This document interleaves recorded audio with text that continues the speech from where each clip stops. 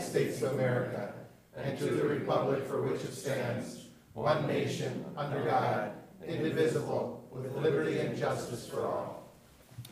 Good morning, everyone. Good morning, Mr. Chair. Just a reminder, just like I'm doing, shutting my cell phone off. Thank you. Okay.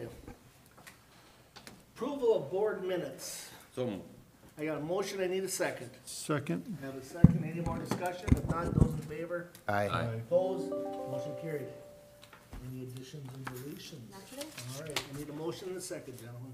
So moved. I have a motion, and I need a second. Second. I have a second from Commissioner Wilson. Any more discussion? If not, those in favor? aye. Aye. Opposed? Motion carried. Looks like Brad, Child Support Awareness. Oh, Bonnie, okay, sorry. Come on up. Good morning. Good morning, Mike. Good morning, Bonnie. I just want to remind everybody too, if you signed in before you got here, we appreciate it. What do you have for us this I morning? have a proclamation. Child Support Awareness Month reminds us that children need the emotional and financial support of both parents to reach their full potential. Morrison County Child Support staff have a direct impact on helping families meet children's needs. Child support staff help families work toward becoming and remaining self-sufficient and financially stable by creating and modifying child support orders and collecting and dispersing child support on behalf of the children. Morrison County support staff maintain very high standards. Their job performance and their duties require them to be well-versed in many areas, including the legal system. For every $1 spent on Minnesota's child support program, the state collected, on average, $3.26 in support. Morrison County's average is well above the state average at $4.76 collected for every $1 spent. During Child Support Awareness Month, all Minnesotans are encouraged to look to the future of our state and our children and to work together to ensure their success. Now therefore, members of the Morrison County Board of Commissioners hereby proclaim August 2019 as Child Support Awareness Month in Morrison County. Gentlemen, I'll ask for a motion. So, Mr. Chair. Second. Any more discussion? If I may, the dollar amount, again, it's just, I'm glad that we put that out there for child support, for the money that's brought in. It's amazing that, how much that $1 will bring extra to the county. So, again, thank you. Thank This you. is, we Fantastic. appreciate Yep, thank you very much. Good job, Bonnie. Thank you. Wait 1 second. Did you want to call a question? Did you call the question? Look for a motion, is that? Yeah. Did you do the vote, though? Oh, no, not. Okay, okay. I thought you were saying she was gonna, we'll take the vote, yeah. All in favor? Aye. Aye. Opposed? Motion carries. And then we'll take a picture. Photo op, eh? I didn't want you to run away, Bonnie, I'm sorry. How do you How want do to you do guys the want to do pictures? this? What do you think? Down in front. Maybe, why don't a couple of you sit and then a couple of you stand up? Does that work? And Bonnie can stand up. We can do whatever you wish. I You will tell us. stand next I'm to in the her. middle, can I sit? Greg, How about, yeah, then we'll go There, like this, that there you go. Perfect. Should we come up closer? Yes, you should, thank you. Ms. And then Gruber? maybe sit right. Can you move over a little and I'll Yep. slide down a little bit? what if this garbage can wasn't mentioned? Just don't throw it in. Guys, I think this is gonna be the best one there. This will be it. This is it. Yeah. I have the flash on, you might need a non-flash photo too. It's the longest focusing camera that there is. I'm gonna take one of Judge's and that was good.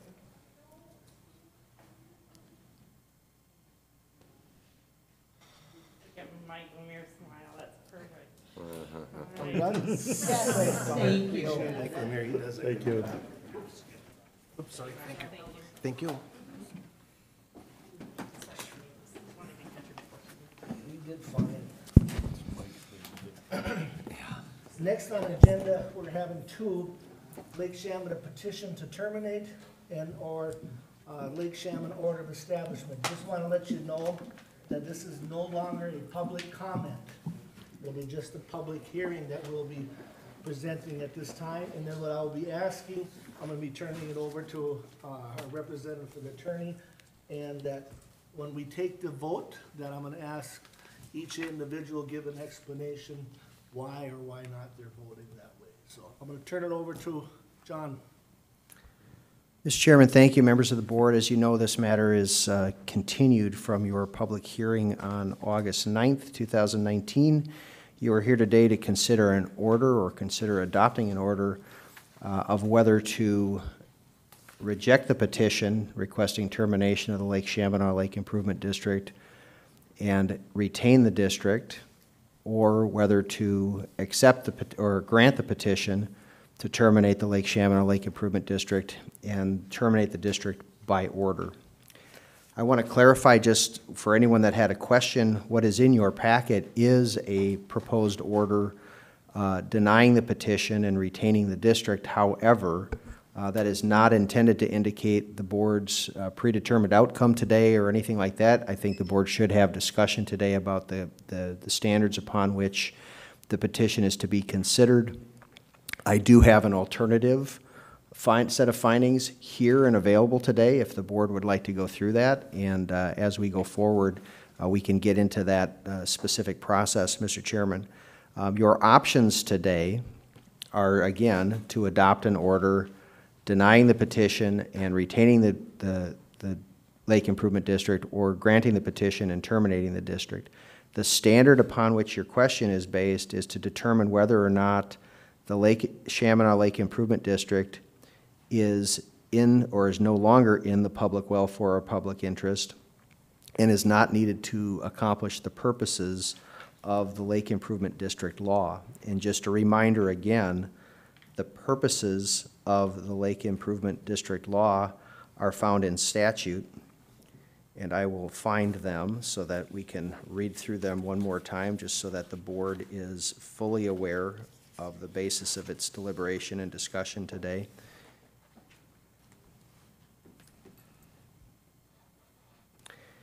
They include to preserve and protect lakes of the state and to increase and enhance the use and enjoyment of the lakes, to preserve the natural character of lakes and their shoreland environment, and to improve the quality of water in lakes, and to provide for reasonable assurance of water quantity in lakes, and to assure protection of the lakes from detrimental effects of human activities and certain natural processes.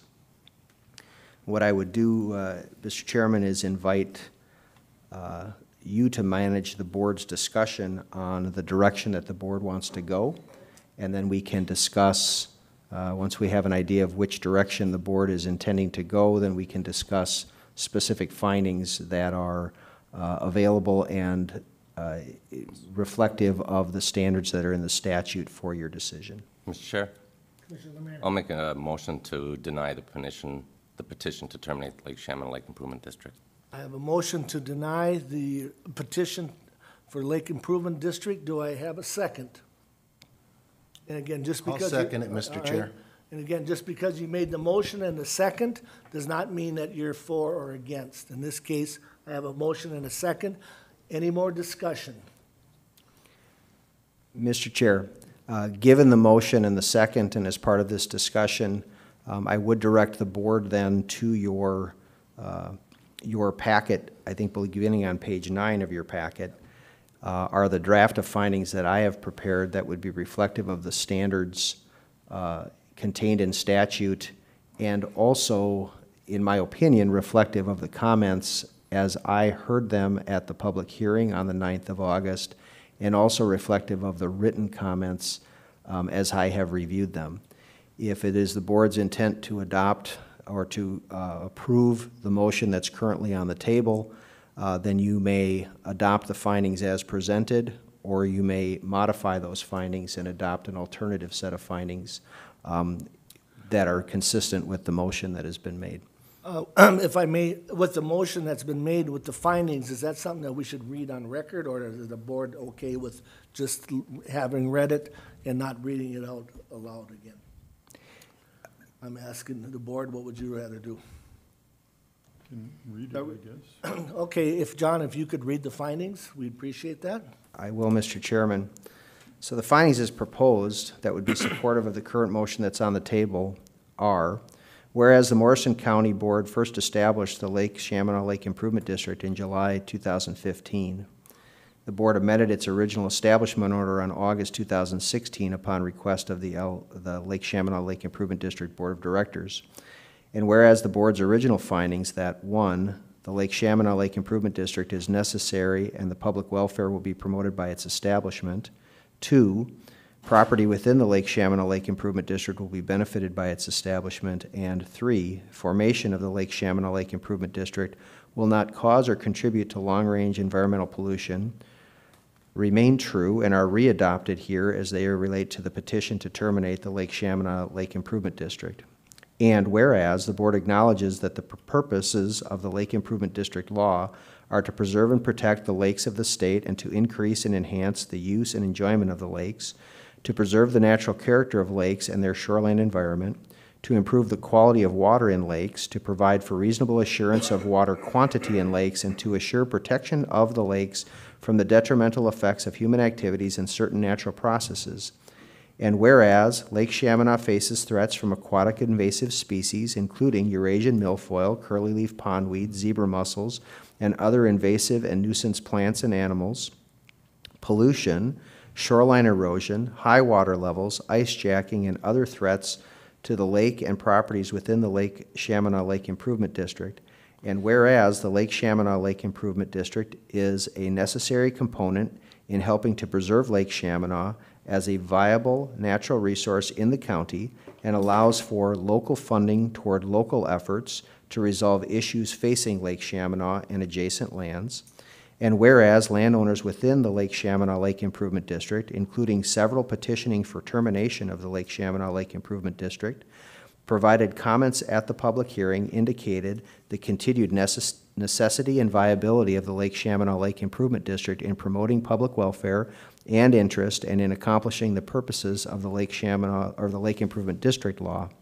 And whereas comments of landowners supporting termination of the Lake Chaminade Lake Improvement District focused on the administrative function of the Lake Chaminade Lake Improvement District Board of Directors, frustration of the development of a project to address high water conditions on Lake Chaminade, and the lack of an adequate outlet for high water, and the cost of high water studies and project analyses undertaken by the Lake Chaminade Lake Improvement District Board of Directors. And whereas the Board of Commissioners finds that the Lake Chaminade Lake Improvement District Board of Directors has functioned with consent of voters by pursuing programs, studies, and activities according to a budget approved by voters at its annual meetings. And whereas the Board of Commissioners further finds that the Lake Chaminade Lake Improvement District is beneficial to Lake Chaminade by providing a focus on issues facing Lake Chaminade and also by providing a discrete funding mechanism within the area primarily benefited by Lake Chaminade to address those issues. Therefore, the Morrison County Board of Commissioners makes the following order related to the petition to terminate the Lake Chaminade Lake Improvement District. 1, the petition is denied. 2, a copy of this order shall be delivered to the Lake Chaminade Lake Improvement District Board of Directors and to the Commissioner of Natural Resources and Pollution Control or their designated representatives. Thank you for that. Now, you brought up the comments section, and where would we again go with that, with the comments that were presently sent since the meeting? Is that what we're talking about, the comments that we're gonna read at this time, or not read, but My reference to that, Mr. Chairman, was more comments by the board of whether the board wanted any All right, additional there we go. findings or modification of the findings as proposed. all right, Jim, do you have any additional comments or findings that you may have had since the meeting? Mr. Chair, Commissioner Jelinski? as a matter of record, I'm wondering if our council could tell us what it would mean if we voted to do just the opposite. What it would mean financially for Morrison County, or how that finances would be incurred, if you will, to maintain anything, any viable anything at the lake. As it is today, it's taxed via the Lake Chaminade Lake Improvement District, how would it be handled if the Lake Chaminade Lake Improvement District was not here? Is that a fair question or statement? You asked the question, Commissioner, it has to be fair. Okay. Let's just break this down by some of the issues that have been previously identified and that are proposed to be readopted as being identified in this order that are facing Lake Chaminade. Please, thank you. Threats from aquatic invasive species. Currently, it's my understanding that the Lake Chaminade Lake Improvement District, as part of its budget, implements programs to educate, do some inspections, and various attempts, and there are other means to manage the aquatic invasive species threats that may be occurring to Lake Chaminade. Those programs, there are similar programs that are initiated, implemented, and funded by the state of Minnesota. Experience statewide has shown us that the money is limited and the effort is less focused at the state level than it is by local entities. You would have the option as the county board of implementing those types of programs, and it is quite possible that elsewhere in the county you may have an AIS task force, you may be providing funding for those activities. So it is possible that those specific activities could be addressed by other means and by other entities. However, focusing on a specific lake and on the needs of a specific lake, if it were not conducted by a lake improvement district, would either be left to private coordination, which would be a lake association, for example, or by specific effort by the county. And then the question the county would face is, if we are providing a service of a county to an area that is less than the whole county, and it costs more to do that because we're focusing our efforts, then the question to the county would be, do we pay for that by a separate taxing district like a subordinate service district, for example, or some other mechanism in state law? So it is possible that AIS, for example, could be addressed by other means, but that raises a whole separate set of questions rather than having it currently addressed by a quasi-governmental entity that's got the electors of the district really directing and approving budget and programs and those sorts of things on the ongoing basis. As to the other threats, and probably the primary threat that I think is perceived to be facing Lake Chaminade, which is the high water, there are other entities that could address that as well. Again, this county board, working with its Soil and Water Conservation District, could study and implement what we call a works of improvement under the Soil and Water Conservation District law to implement such a program. But again, the issue facing the county board is you would end up spending that money focused on a single resource within your county, and you would be looking again, in fairness to the rest of the taxpayers in the county, to say where would the money come from to do that. And so you would probably, again, set up a subordinate service district and be managing in that regard. Here again, was the original intent of this board to have an entity that would be responsive by statute to electors or to voters within that entity to direct and manage and provide budget approval and those sorts of things for a project of that type. So your alternative, if you terminated the Lake Chaminade Lake Improvement District, would be to manage and be responsive to the landowners around Lake Chaminade as a board, which would then in turn cause you to turn around and make other decisions with regard to how do you fund it, what amount of effort do you put into it, how do you coordinate either private or public entities to address those issues. I hope that is a sufficiently detailed answer for you, Commissioner. It was a very fair question. It was the best answer that I could imagine getting, and exactly what I was looking for. It was a Mr. great Chair. question too, Commissioner Jelinski. I'm sure it was. Any other discussion, gentlemen? I'm going to be voting in favor of this motion. We heard public comment, and overwhelmingly the people around the lake support the LID and their efforts of AIS and lowering the lake. There's some personality problems, I think, with individuals, and even the petitioners themselves said that they still think we should keep the lid, although they had issues with the board, but, or some people of the board. To me, they have an opportunity to vote, they have an opportunity to run for that position, and with the new way that Cindy's developing the voting rules, it's much more fair and much more convenient for all to have your voices be heard.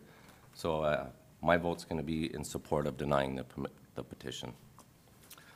That being said, I guess then we could maybe go move on to the vote and have an explanation. Is that the best way to do it now? It is, Mr. Chairman. I would ask, though, because we are talking about an order and adopting an order, and that really wasn't part of the motion, I would ask Commissioner Lemire if he would be willing to amend his motion and adopt the order as presented in the board packet, and maybe the commissioner seconding that motion would agree to that amendment. I will so move, Mr. Chair. All right. And I would so second that. All right, so we have a motion and a second, and then we'll ask for more discussion. Now, since we're moving down, I'm just gonna go right down. Commissioner Wilson. Well, thank you. I'm going to support this. I want to go back to a year and a half ago or so when this whole thing started and a project came forth about going out the other way towards Todd County. And I was not in support of that. I wasn't in support of that for a lot of different reasons. One is I think that the lake owners did not all be notified. I didn't think they all had the option to vote. And I thought that what was asked was almost impossible. That's the way I looked at that. And I think in the last year and a half, we've had a lot of things, the order of establishment coming up where the lid has got to give everybody the opportunity to vote, whether they're there or they're not there. They'll get to vote by mail-in ballot, this and that you bring everything to them. I believe real strongly that this belongs to the people on the lake, that they need to make that decision. In all the discussion that we've had, we've talked about not trusting board members.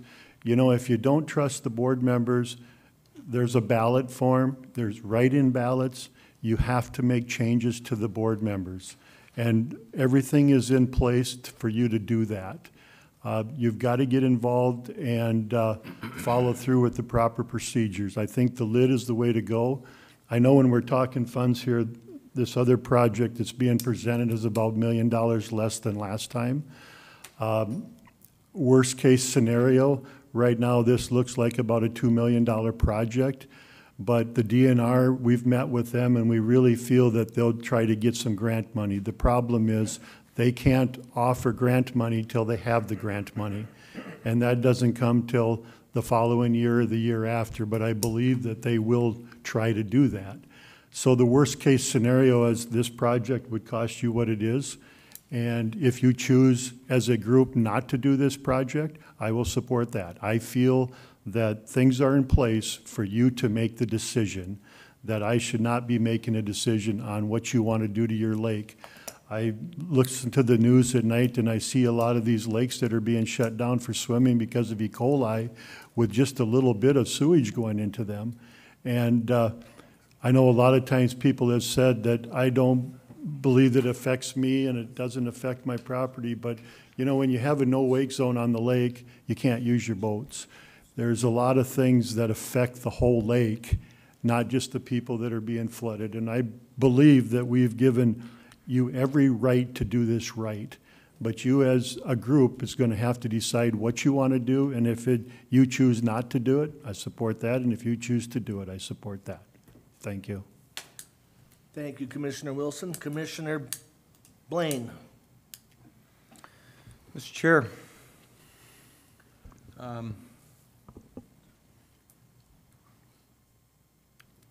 Mr. Chair, I have to say, I believe in the democratic process, and I believe in local control. And this situation here that we have before us and this decision that we have before us is unique. The water level on this lake and the issue of the water level is unique. and we've seen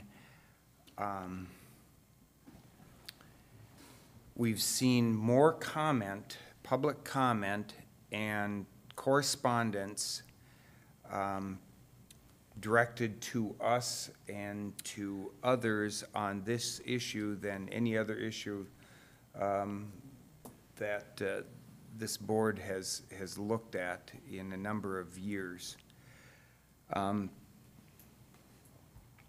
trying to get to maybe a more fundamental approach or look at this, I keep going back to the democratic process and to local control.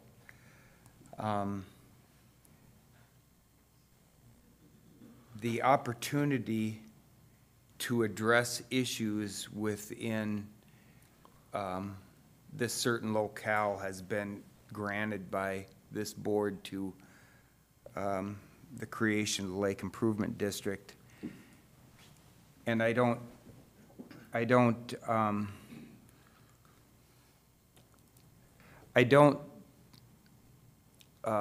look past the comments that have been made that question some of the actions and activities and handlings by the board of directors of the LID. But that goes back to the democratic process that is exercised on not only this level at the most, I'll say, intimate local level within the members of the lake, but extends all the way up through the county level, through the state level, through the federal level. If we don't like what our leaders are doing, we'll get new leaders. And we have that charge as citizens. We give that charge and that opportunity to the citizens who live on Lake Chaminade. I want them to take that charge seriously. The repeated comments that we heard at the public hearing that from members there who were not against the existence of a lake improvement district, but more with their disdain for the members of the board or their activities. We've given the people there the opportunity to have their voices heard and their wishes received. The thought that the county board has not executed or exercised any oversight onto the LID is not correct in the sense that we've exercised every right that this county board can have that's allowed by state statute. And we've opened that process up to the people of the Lake Chaminade area with the review of the orders of establishment that will come here shortly. So I find it difficult to not I find it difficult to vote against the vote here this morning in the sense that the majority of the people there want to have a lake improvement district, and they have that opportunity now to exercise in the democratic process and have direction set that they support. And so, Mr. Chair, I'm going to vote in the affirmative. Thank you, Commissioner Blaine. Commissioner Jelinski. Mr. Chair, I do not have a prepared statement as Commissioner Wilson, Commissioner Blaine had. But I will say that I've had many conversations regarding keep the lid, don't keep the lid. This group can't get along with the lid, that group can't get along with the lid. 3 or 4 or more groups can't come together and join. I have to tell you that I'm a firm believer in communications, a firm believer in communicating. Whether it's the lid, whether it's the options for high water, whether it's the lake association, whether it's me or whether it's you, ladies and gentlemen, get into a room, shut the door, and figure it out. I know that you can. I know that in a week or so, you all have that opportunity. Every person on that lake has that opportunity to sit in their home, to come to a meeting, to wherever you do it at, fill out a form. If you are not in favor of the lid in the process of what they're doing, vote. That is the process. It is to vote. And for that reason alone, and not that there are not many others, for that reason alone, ladies and gentlemen, the residents get an opportunity to vote.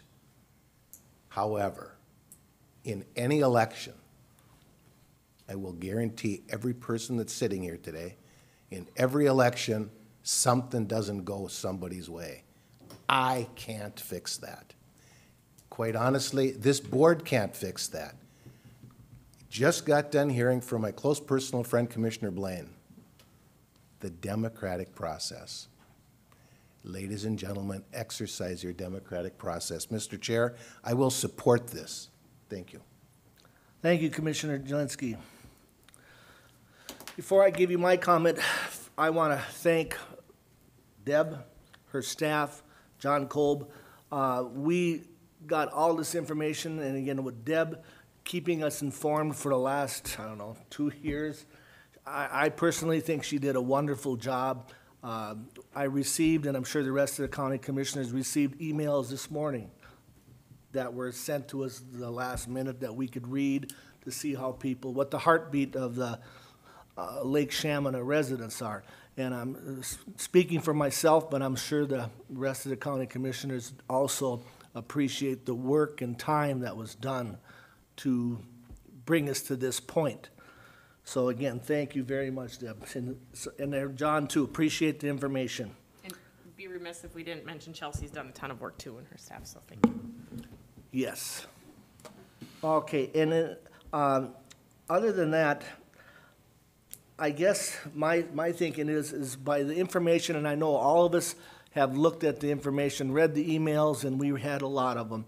One of the concerns that it seems like the people had is the dollar amount. The dollar amount, how it will be handled. That the county has the opportunity, we have a lot more staff, more people that can handle when there's money to be spread out.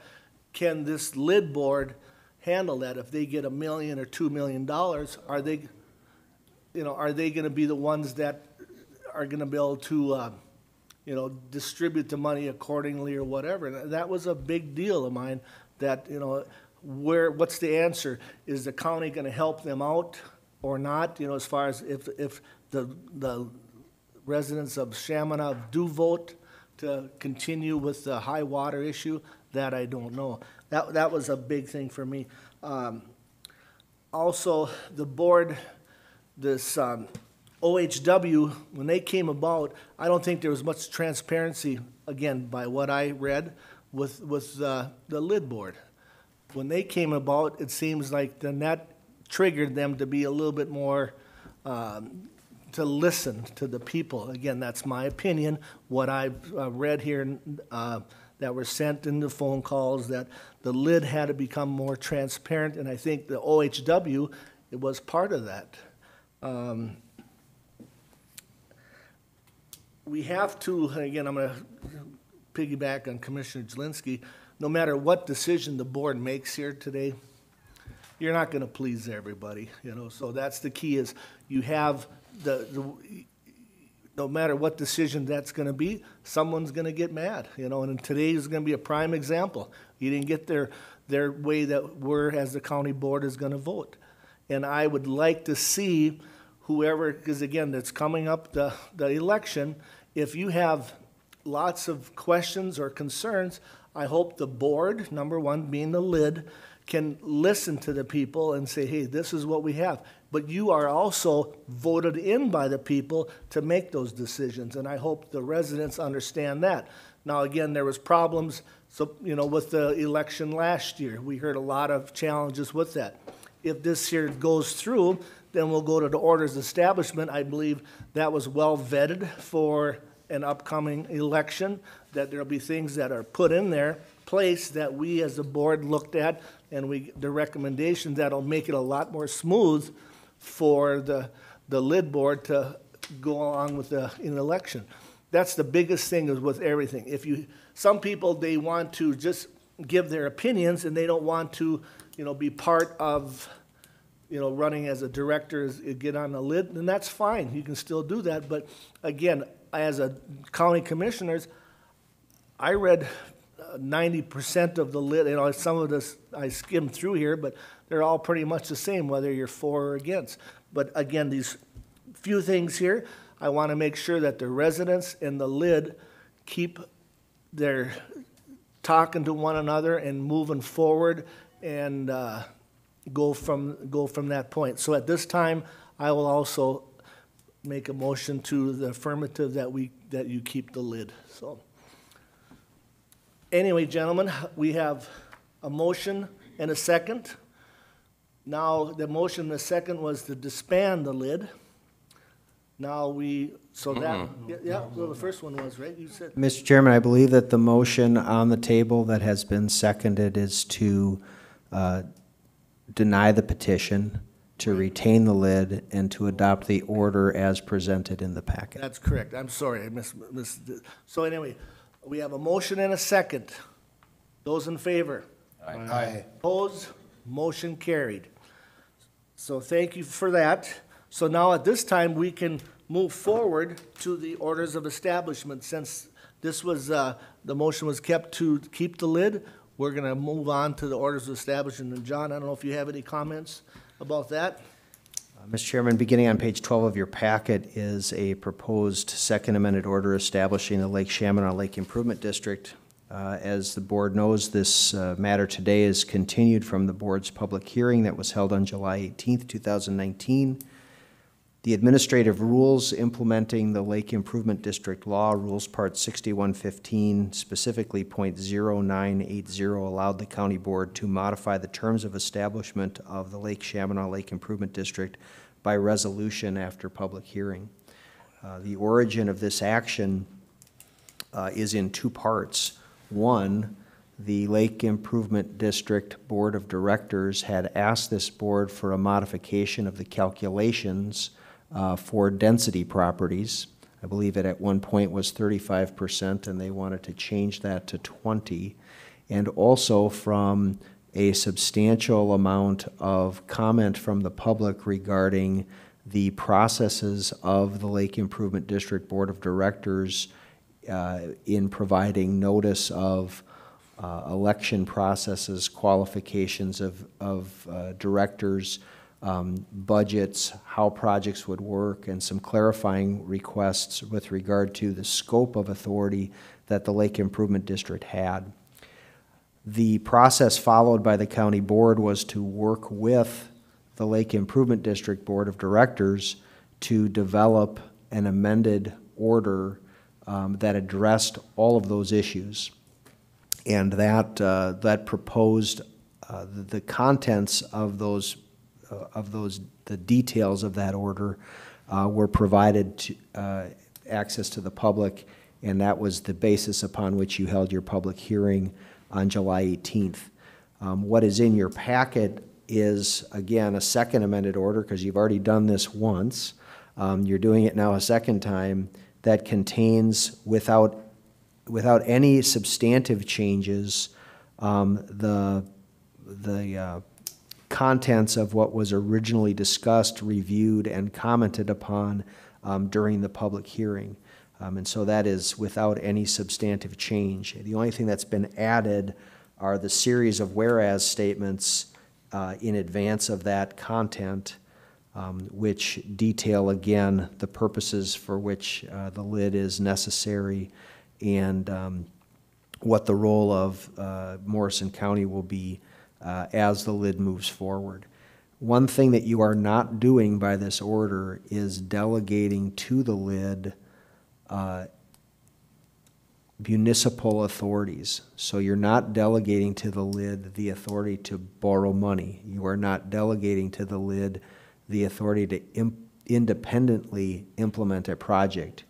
You may do that in the future if the electors approve a project and a budget for that project by specific resolution as is laid out in state statute. But this does give the lid and clarify the lid's authorities consistent with the prior order of establishment. This is an extended document. We're already 11 minutes over your allotted agenda time. I'm happy to read through these, but because there is no substantive change, the staff's recommendation is to adopt the second amended order establishing the Lake Chaminade Improvement District as presented in your packet. Mr. Chair, Commissioner Lemire. I'll make a motion to approve the second amended order establishing Lake Chaminade Lake Improvement District. I need a second. Second it. Any more discussion? I just want to say we heard concerns from individuals, whether it was voting or communications, the charges specifically on associations, corporations, and commercial properties. And I think we addressed them in this order, and the lid, we worked with the lid and their approval of this order, and they're actually following the rules right now as to the voting, and it gives everybody that opportunity to vote without any, should be no hindrance whatsoever, because there's mail-in ballots, and the process should be much more streamlined than it was last year. Anything else, gentlemen? Any more discussion? Mr. Chair, Commissioner Zelinski. there was an item in the order that has been taken out through compromise by this board, and that was to have the ability to go and back and charge the lid for additional expenses. I can't remember what the wording was. As an example, we have counselor here today that somebody's paying for. It's not the lid. It's Morrison County. For those additional expenses, I'm a supporter of that, and it's not some kind of a secret. However, I will support the order of establishment through compromise because we don't get everything we want. However, I heard very clearly from the board, we obviously get to watch this, so that expense thing that I'm referring to really should not happen. Thank you. Anything else, gentlemen? Mr. Chair, if I Commissioner may, Blaine. I want to kind of echo the comment of Commissioner Jelinski in the sense that this was a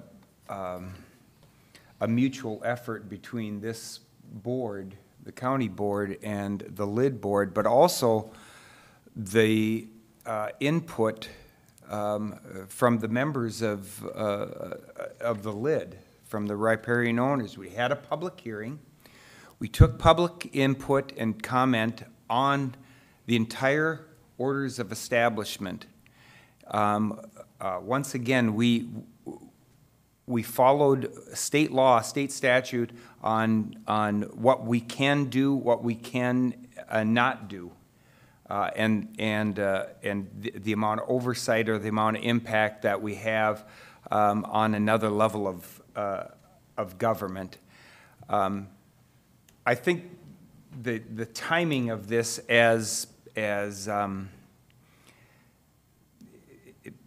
with the timing of working on the orders of establishment and then the timing of having a petition to come forward that's been dealt with now here may seem a little unique or even odd at times, but I think there's a tremendous amount of benefit that can be gleaned from this for the people of Lake Chaminade in the sense that this board here can acknowledge that they have heard loud and clear the concerns that many of the landowners on Lake Chaminade have had with how the activities and handlings of the lid board have taken place.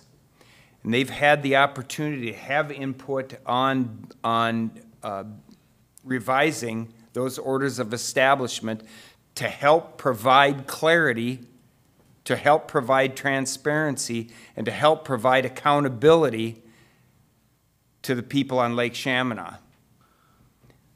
This wasn't just created by this county board, but by taking input from the residents there.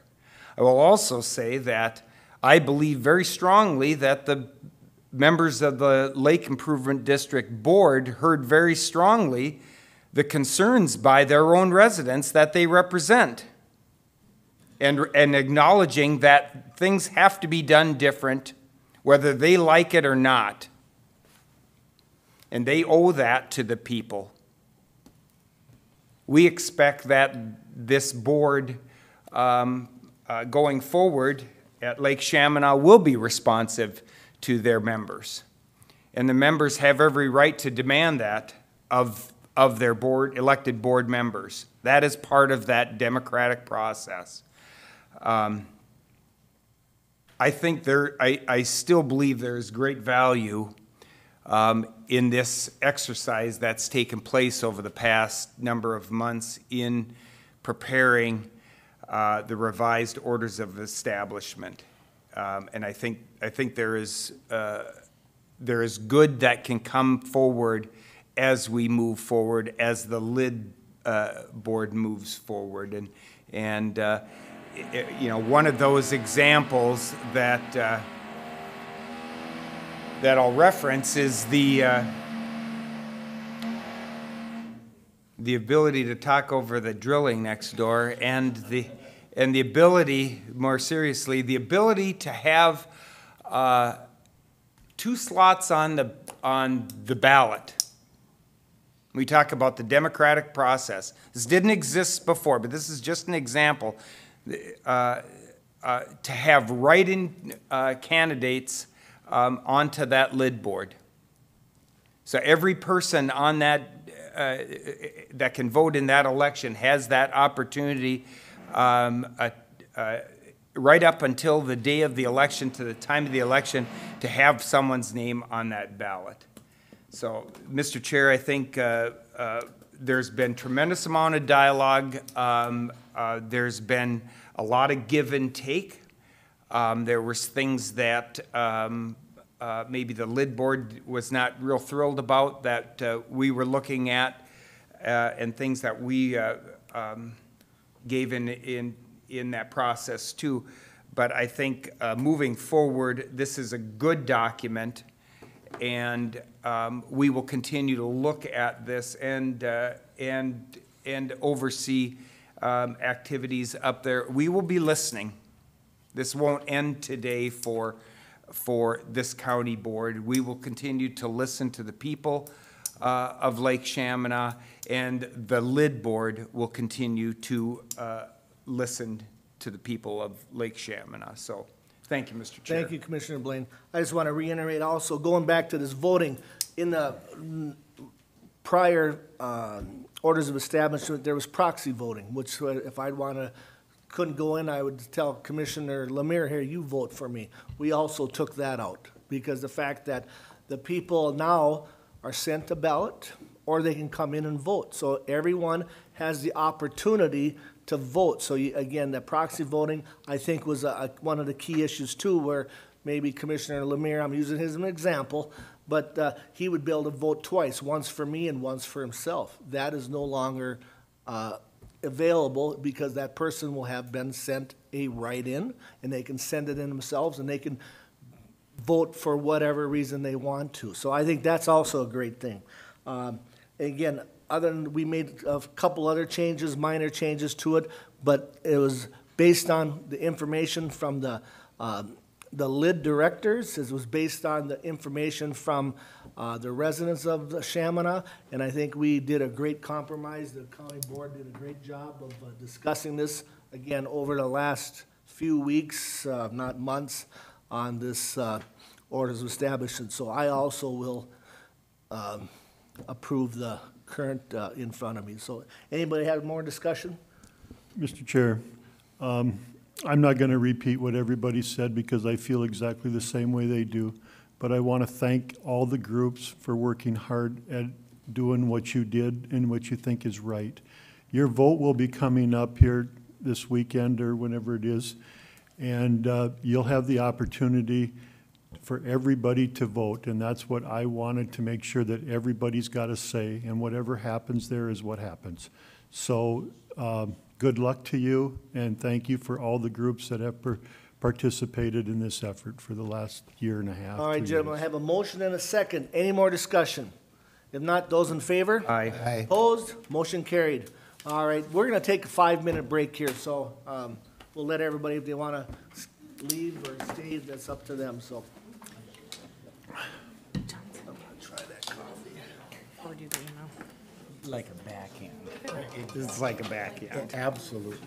That order, just. Oh, You're welcome. And everything that you guys have done. Yeah, Like, we're gonna have to take out a spread. Thank you. Really, truly. You're welcome. I think you're on schedule. That we receive from all of you. And if this issue I'll make a motion to approve.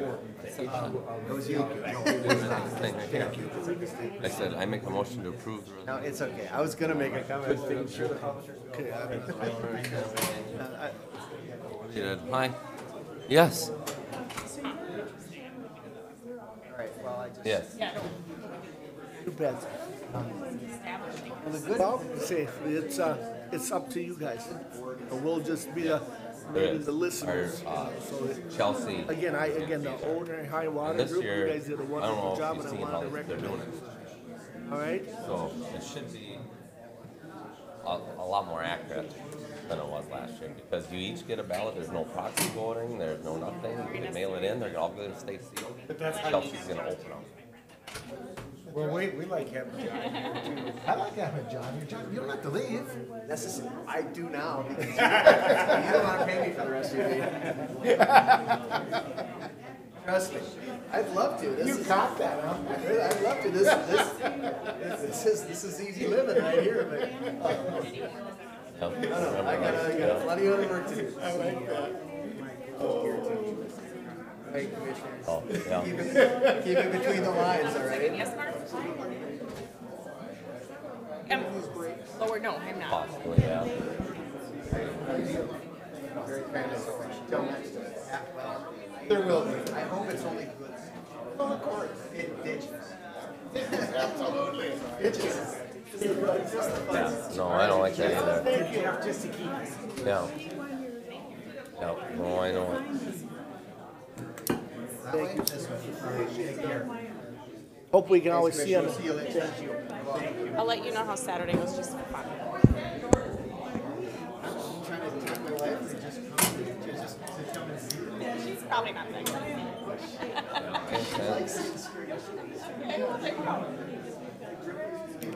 Well, we did talk to, I don't know, that Tom Lynch. Thank you. Enjoy the week, John. He's the one that was part of that $60,000 grant. He said he's fully supportive of supporting getting that lake thing. So, and he said if I give you a grant money, I'm gonna stick with you. Is what he told us. So, I mean, granted, that's just words, but words without action. But it sure would be nice. I mean, that one lake that.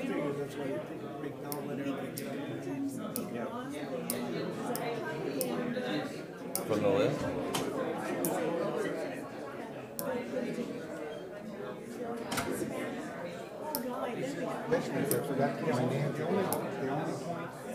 Yeah. I got. Oh, really?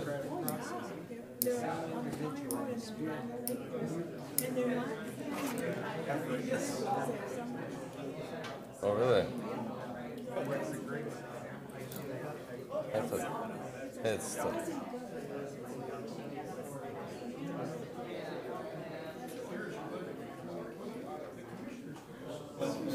Thank you. Thank you. Yep, well, I really appreciate your appreciate that. Thank you.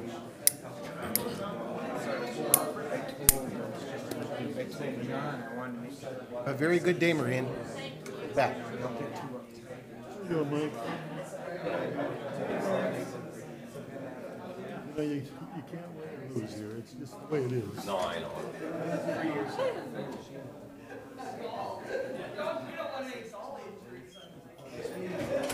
Well, that went about as good as we could expect. What it is. So here's what I do. I don't know how, do you always bring your truck to the board meetings? See, I keep mine. Generally, well, I always bring my bag, so it's in my bag. I always leave it in between the cars, so I always bring it. So I'll never forget it. I always have it in the bag, so it's with me, but I forgot to put it on today. So is this a preliminary budget meeting? Yeah, it's just, I stuck to the agenda times. What's that? I stuck to the agenda times. Not bad, not bad at all. First time. I got some problems. I woke up to out in the barn. water. No, well, I had that after rain, I had water running into the Came garage. down pretty hard. She opened up, we're at our place about 7:15. Tyler, front page today, I guess. Probably, he's not gonna sugarcoat it, probably, he said. It's above my pay grade. No, I understand, but I'm not in the paper, but I got a feeling it'll be right there. We're taking the bikes to go. Well, I think we did the right thing. Well, time will tell. Well, that's, I did, went all the way to Canada on motorcycle with a friend of mine. We slept in the park in Duluth. We just waited till the cops had cleared everybody out and left, and then we drove. When we were younger, that's what we used to do. We used to go next to a cornfield or whatever with the motorcycles.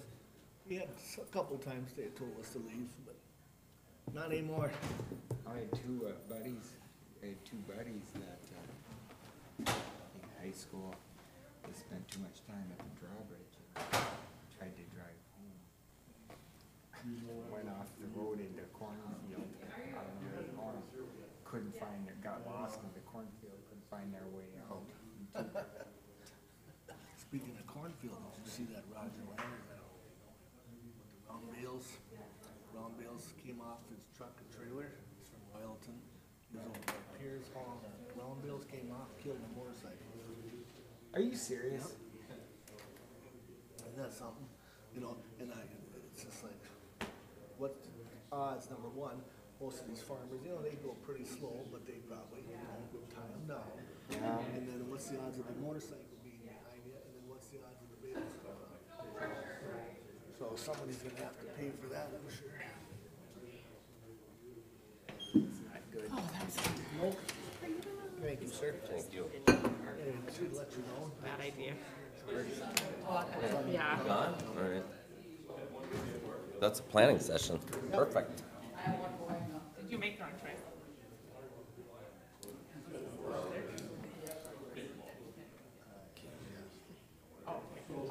Brad, Oh, I should have went out then.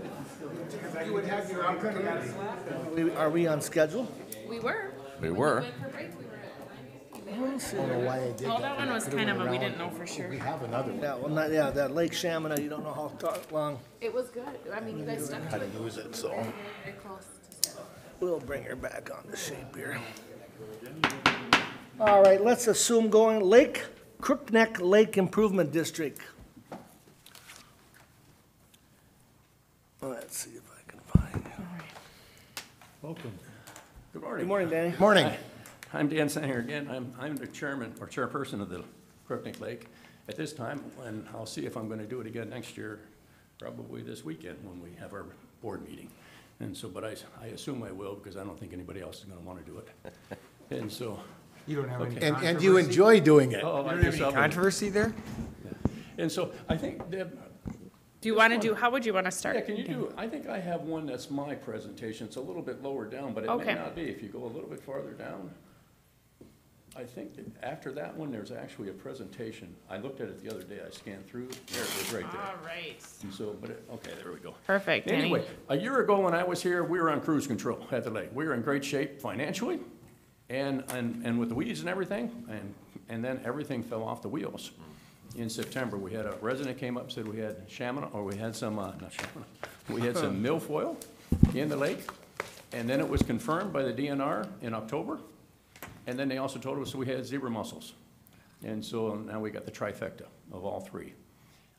We had a dock service comes in, takes out the docks all the way around the lake, about 35, 40, so we had good representation from them, pulling them out, no zebra mussels last fall. We also had a number of individuals taking their docks out, no zebra mussels. But we know the DNR found 2 adults right at the access. And so we moved into this year, and that was our status. So we're now listed as having 2 invasives. They don't list curly leaf on their invasives. So the next slide, Deb. Okay, so this is what I'm going to talk about, but this is our agenda for basically our meeting there. Our talk was on the budget and on our treatment map. And so if I can jump to the next one.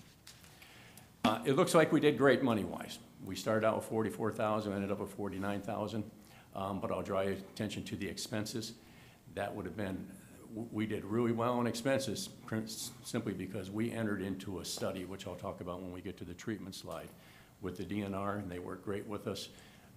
We would have had to spend $22,000 more on treating the lake, but we went into a treatment using an alternative herbicide, and that allowed us to save a lot of money and do a treatment study. Otherwise, we would have been somewhere in that neighborhood of $20,000 right now.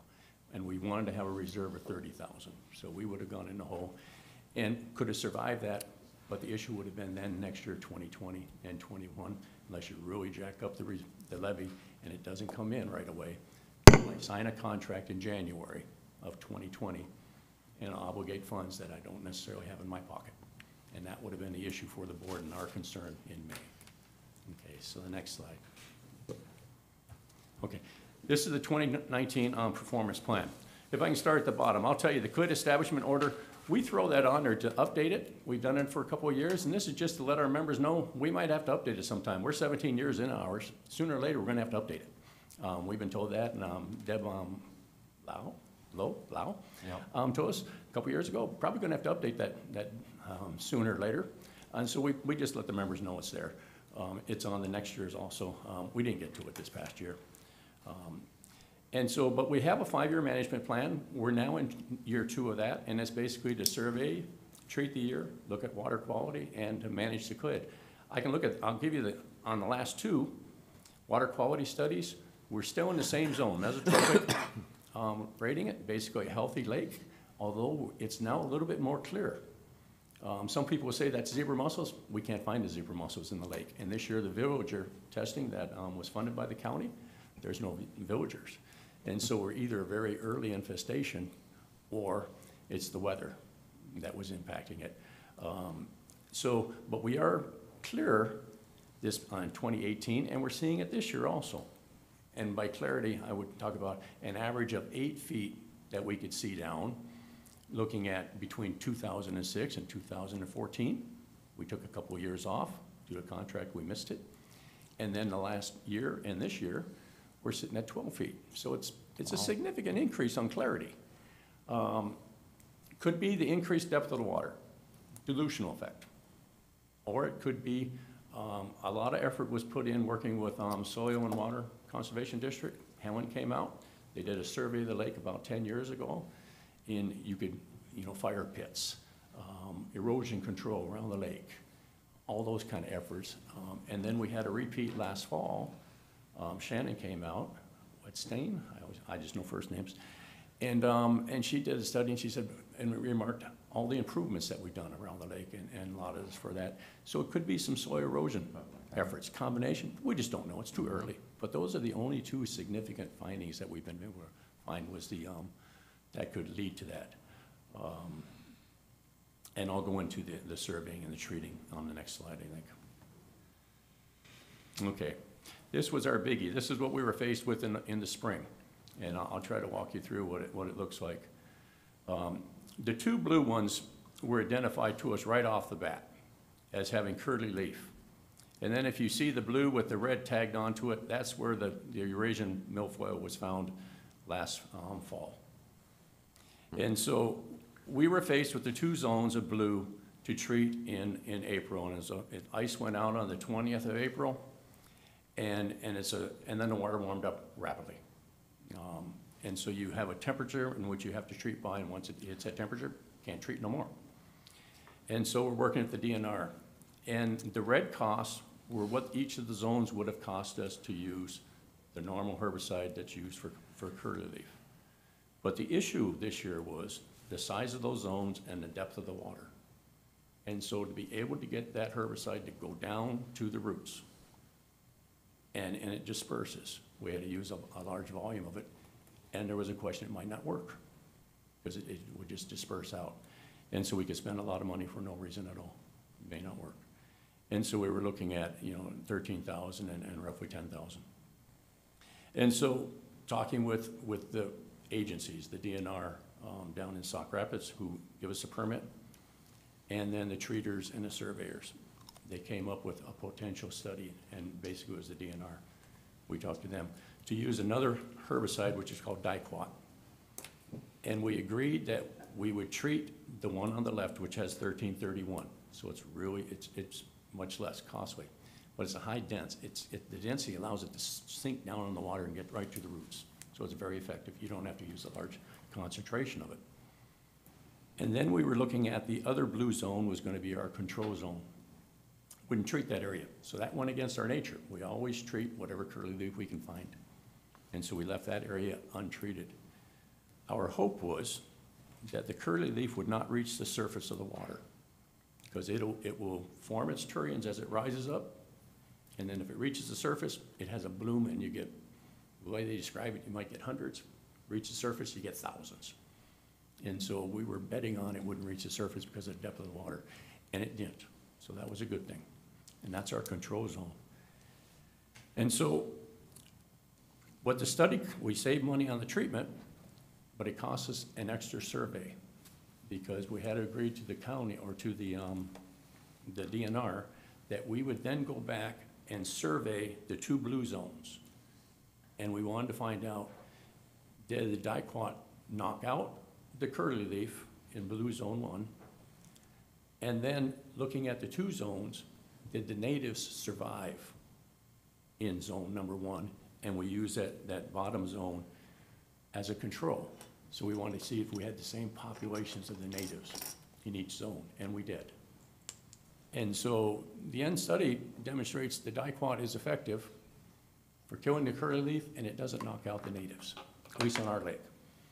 And if you're wondering why Diquat and why the DNR fisheries doesn't like it, it raises hell on the walleye fry, and we don't have walleye. And so maybe next year they may allow us, may not. And so that's our big concern. We were faced with that high cost. We'd only been spending around $3,000 or $4,000 the last 3 or 4 years on curly leaf. So it was a huge impact on us to go from 4,000 to 22. That was a budget buster for us. Plus, we didn't know how much Eurasian water milfoil we had.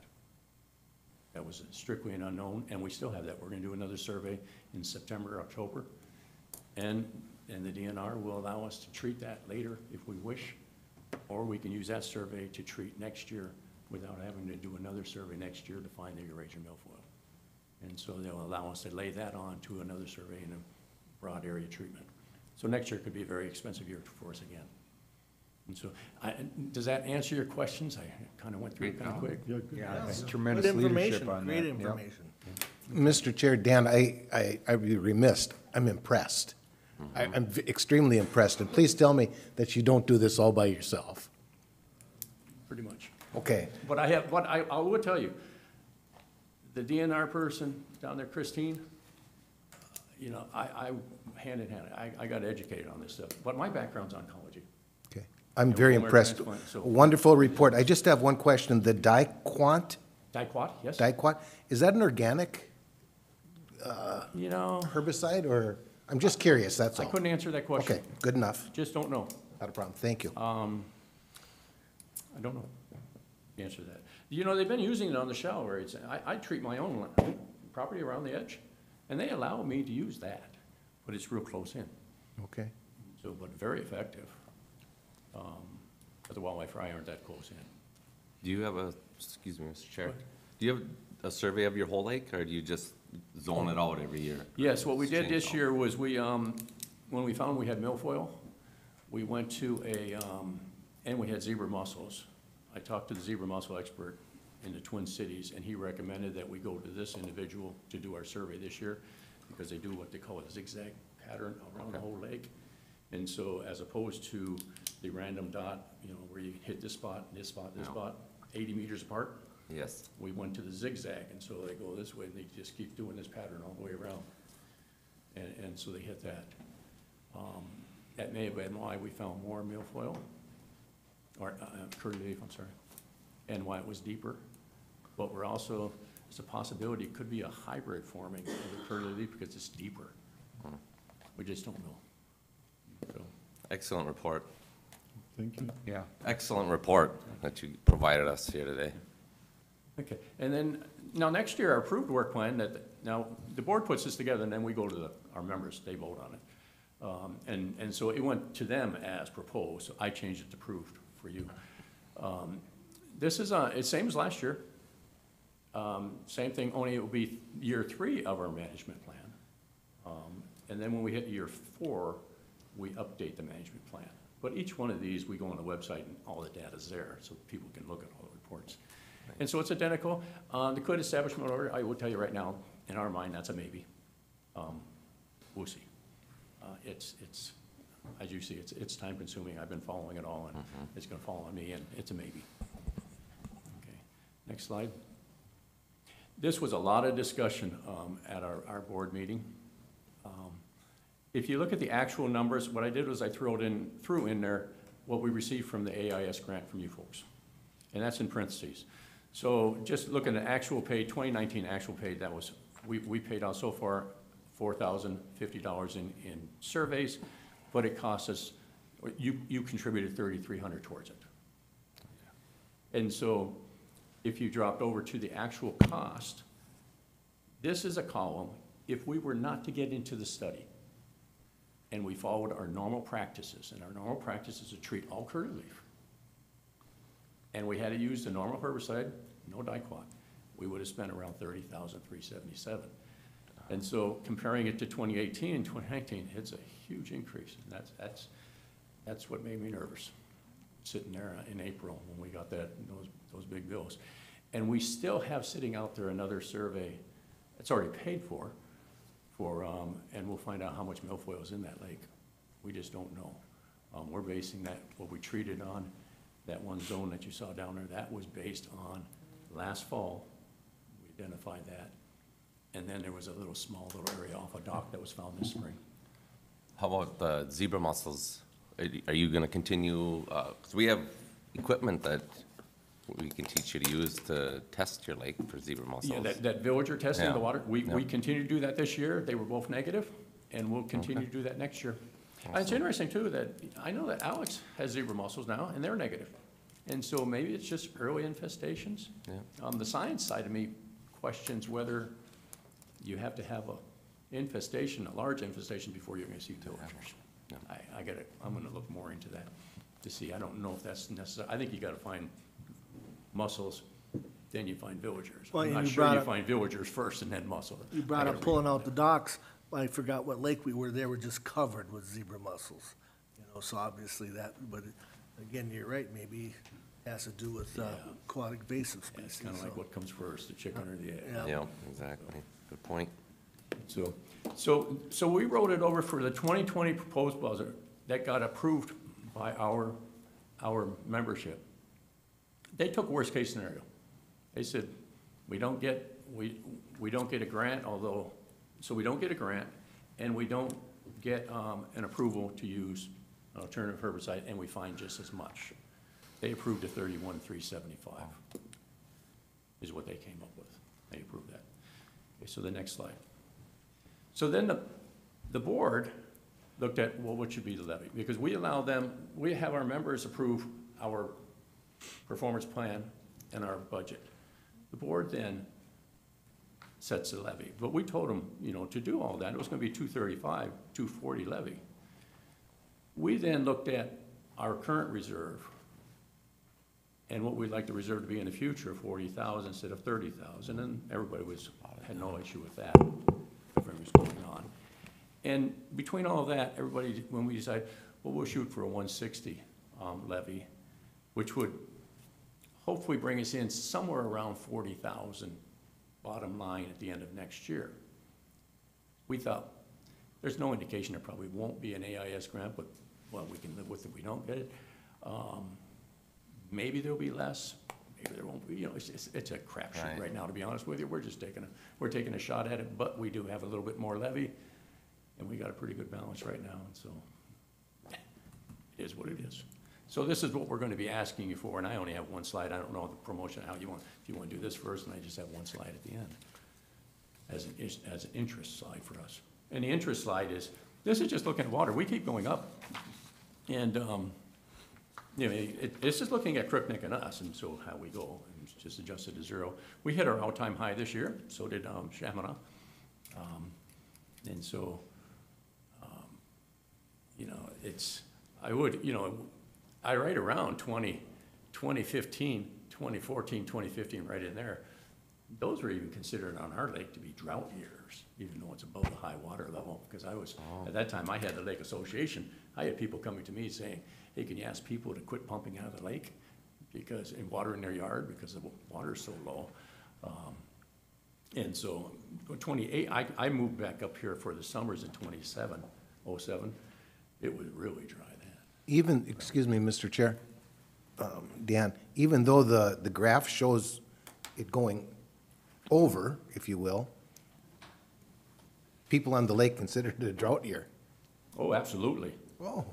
Yes, yeah. And if you notice that most years, and this goes back to when my earliest I had readings, most years were above the high water level. Okay. It's just kind of our norm. I can tell you on our lake, you know, we prefer the high water. If we were gonna draw a line, we would go high water, ordinary high water level or just above that. Just because we've seen the swings over years. And for example, we've never been below 1.34. That's our lowest ever, below the high water mark. So you can get 8-inch swings on some years. And so it's worrisome. All right, gentlemen, are you? I'm done. Okay, gentlemen, we have, this will be an action item. The Crookneck Lid Board of Directors approved the levy for the 2020 calendar year at 160 and request the Morrison County Board of Commissioners concur. I need a motion. I'll make a motion to approve. I have a motion, I need a second. I'll second it. Any more discussion? Mr. Chair, I have a question. And if it's not a fair one, that's fine. Do you have enough money in your checkbook right now?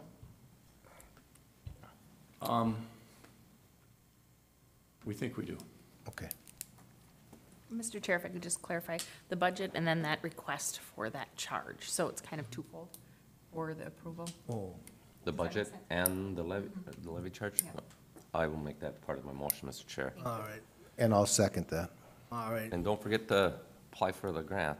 Oh, we will. Okay. That we will. I have a motion and a second. Any more discussion?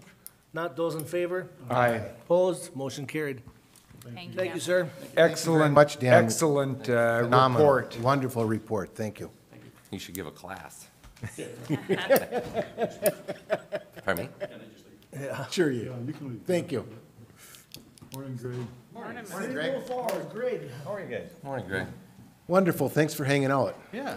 Welcome to our new home. I like it. Thanks. Well, thanks for having me this morning. I've got basically 3 items to talk with you this morning. They all pertain to the airport. Out at the airport, we're looking at reconstructing a portion of the aprons around some of the taxi, or around the hangars, and then extending the taxi lane, because we've had a number of folks that have inquired about building private hangars out at the airport. Currently, all of the hangars are full, and so we definitely could use some capacity in terms of hangars out there. So we did work with our engineer out there to put together plans and specs for the project. Linco out of Sauk Rapids was the the low bidder on the project. They came in at $374,519. Then we would be looking at also working with KLJ. They are the engineer on the project for the construction administration services. That's in the amount of $61,287.38. And then we also are looking at a grant from the FAA and the state, roughly in the amount of 92%. The remaining 8% would be split between the county and the city, and we did budget for that in our capital improvement plan, so we do have funds for that. So those are the three items that we're looking at working with the county this morning. Gentlemen, I'll ask for a motion on all three action items all at once. So I have a motion, I need a second. Second. Any more discussion? If not, those in favor? Aye. Opposed? Motion carried. Thanks, Greg. Thanks, Greg. Have a good day, Greg. Thank you. This time it's Brad and Bonnie. Yes. It's actually listed as, Go by yourself. it was listed as Brad and Bonnie on the first one, I I think. know, it did say Brad and Bonnie on the first one. Whose mistake was that, Deb? That would be mine. I'll take it. Mine? Good morning. Since August is Child Support Month, Child Support Awareness Month, thought it'd be a good idea to share some information on the child support program. And so this is Bonnie's first presentation to the county board. So take it away, Bonnie. Good morning again. Good morning. Good morning. Okay, so this is for federal fiscal year 2018. The numbers don't come out until about May of the following year, so everything is kind of late already. But this is what we receive federal incentives from. So Minnesota has 235,564 children that were served in this federal fiscal year, with fewer than 12% of them being on public assistance. Minnesota maintains a central payment center that collected and distributed over $573 million. 96% of the collections were dispersed directly into the parents' accounts.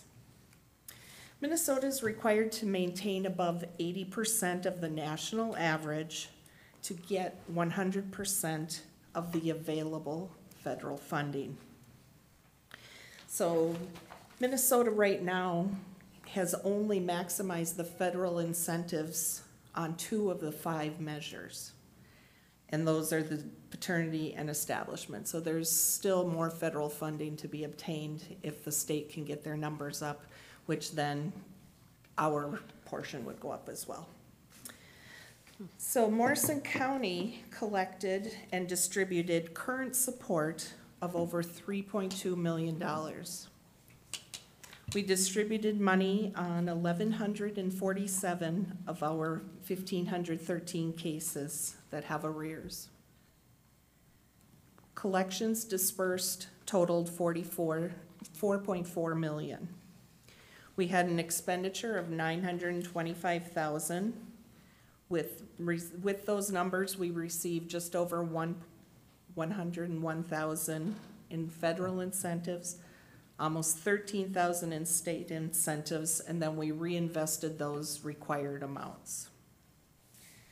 We currently have 1,867 support cases.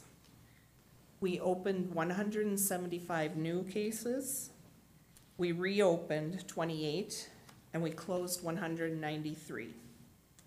Our child support staff entered over 12,000 case notes and were part of 4,500 plus phone calls.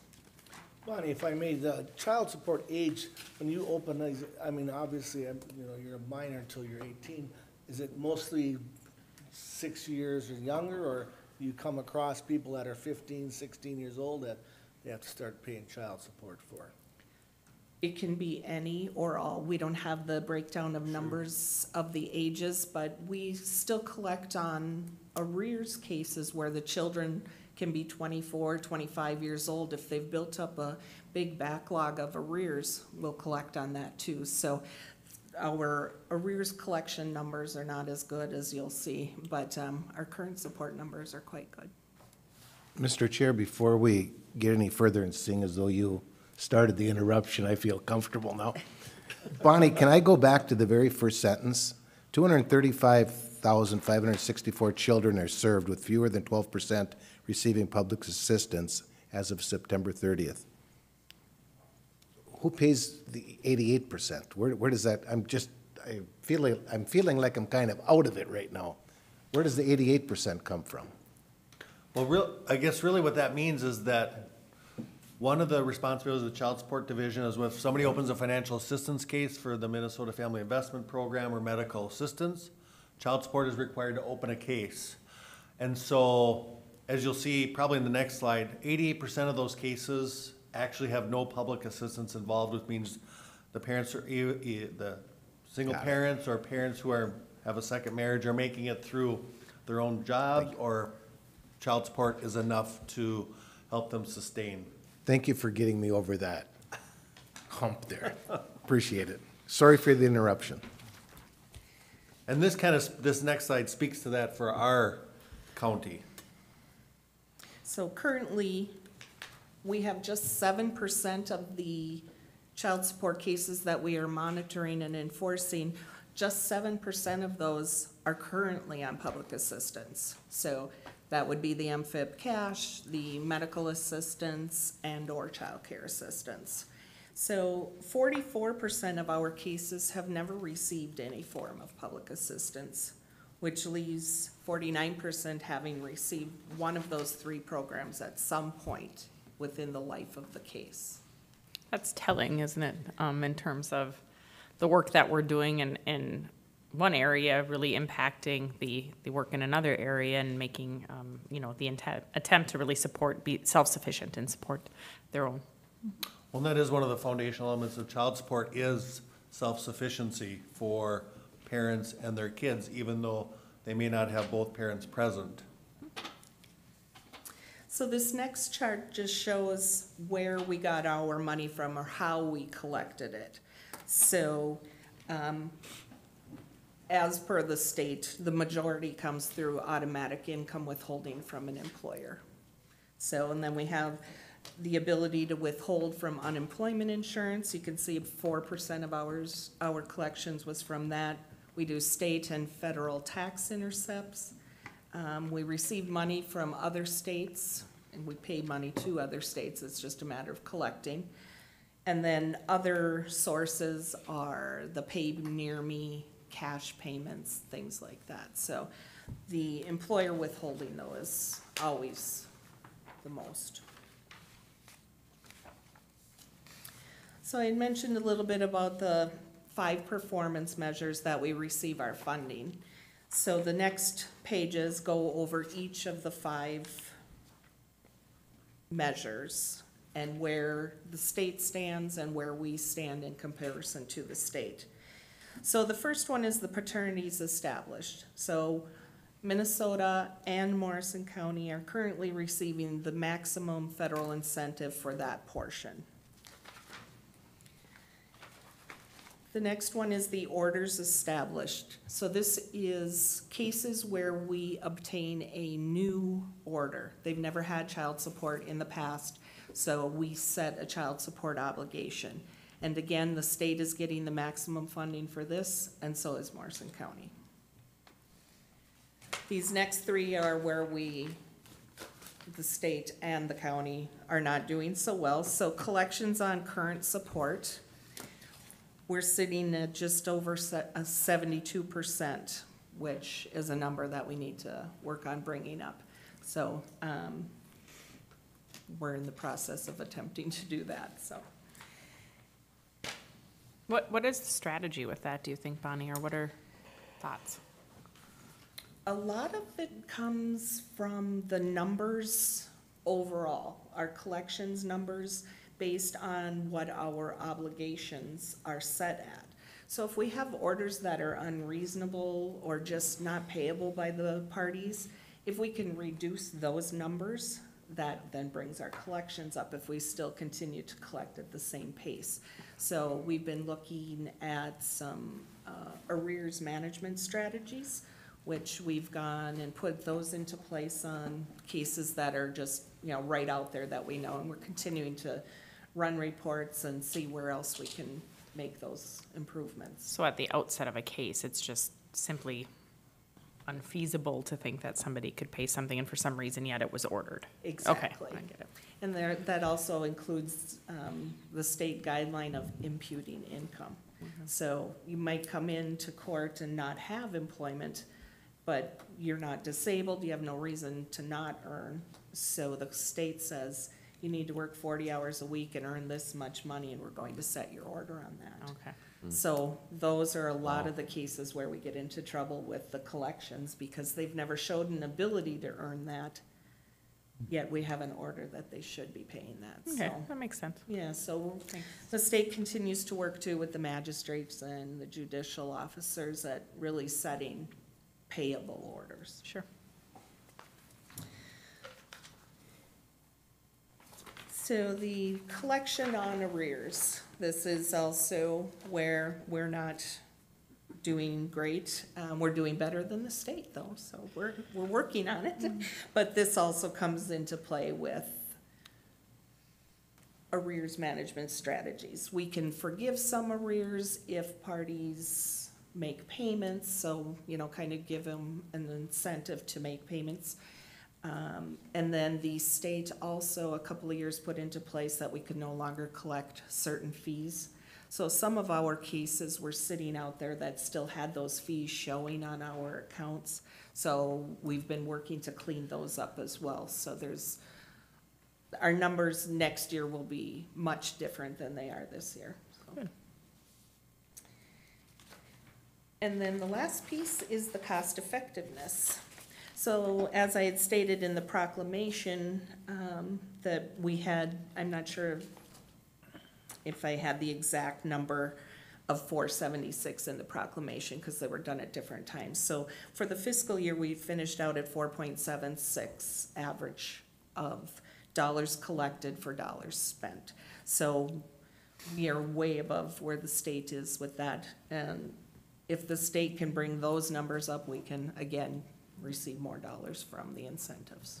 So, Mr. Chair, I guess I'd like Bonnie to rephrase her, we're not doing great. I think you are. It's just a matter of looking at certain measures, and I see the impact in those certain measures are not necessarily in our realm Yes. of advancing. And I'm sorry, I should not have said it like that. You are. Yes, Have so, more faith. You're doing well. That's good. That's a good number. thank We you. certainly pay attention to where we are Yes. relative to the state, but I think there are others who are a little bit larger than us and have more population that tend to affect the federal numbers more so than us here in Morrison County. I think it's good to pay attention to that, but from a state perspective, we're probably not gonna influence the ability of the federal measures as much as we would like to, so. So concentrating on that return and the cost effectiveness is huge in terms of in Yeah. your control and the good work that's being Yeah. done. So good job. Thank you. So the last page is just showing the last 3 fiscal years, how much we have collected and dispersed. Anything else? If not, gentlemen, any questions? Thank Good you very job. much. Appreciate the information. Thank you all. A good day, Bonnie. You're stepping down, Brad? Nope, I'm just adding another chair because Emily and Sarah are both here to talk a little bit about our tobacco prevention strategies. So, Good morning. Good morning. Morning. Morning. so at this time, I will turn over Sarah to Emily to talk about tobacco prevention strategies that we're using both locally, but also a little bit as a CHB, so. Correct, so we're gonna talk about our Tobacco-Free Communities Grant, which really funds local communities to reduce and prevent, number one, youth tobacco use, but also address tobacco disparities in Minnesota. Again, it's about policy, system, and environmental changes. Really sustainable change is our goal. So, the next slide, I don't know why I'm in front of you guys all the time and I get nervous every time. No need, relax. Look at these faces. I know. I think it's because we're closer now. Hanging them on the wall. So anyway, the grant details, the grant comes from the Minnesota Department of Health, and it's again across the 3 counties, across our CHB, Morrison, Todd, and Wadena. It's a 5-year grant. We are in year 3 for 2019. And so our year 3 award was around $219,000. We did have carryover from year 2, which was around $26,000, for a total of about $244,000. So on the right shows how it's split across the 3 counties, and Morrison receives around $70,000 for the year to work on this grant. And I would just say that actually we are the only group of counties, I believe, that received this grant, and there's 10, 11 grantees, I think, and we were the only set of counties that actually received this tobacco-free communities grant. The others were nonprofits and other entities who are also working on this important issue. Mr. Chair, I noticed Morrison's lower on the grant. Is that by population? Is it by what percent? I mean, compared to Todd and Wadena? Must have something to do with something. Yeah, to be honest, all of our grants seem to be where Morrison's getting a little bit less, and Brad and I aren't really sure why that is. I do think it is about population. We aren't the grant holder, the fiscal host of the grant. Wadena is. So we need to look more into that. I don't know what Well, you say, generally Brad. with the grant, there's a percentage that the grant holder generally gets for the work, right? And So then that does could the be part CAP, of How we it. manage grants differs, like we are responsible for, we do NFP, we do WIC, so we are leads in those areas, and in this area, Wadena is a little more in the lead as well as Todd County. So I think depending upon how the activities are managed from a management standpoint, affect the grant amount. Because when we brought in the SHIP grant, you saw that Todd County had the most money. They're the fiscal host for that grant. So I think that, bases how the rest of it's dispersed. Sounds good, thank you. And so, Tobacco-Free Communities really has a work plan that addresses several topics and audiences. I think what's great about this grant is it's not as stringent on who we can work with. We can work with youth, we can work with a low-income population, we can work with whatever population we feel needs to be worked with based on what the data shows us. And so that's what's nice about this grant, is our flexibility with that. With that, then we develop measurable project goals. We have 5 goals across the CHB for this current year. 3 of them we are working on locally, and those are the 3 we're gonna focus on, and I'll have Emily talk a little bit about those. So our first project goal is to increase the number of community members and youth that are exposed to tobacco use and the information around that. So we want to really focus on education.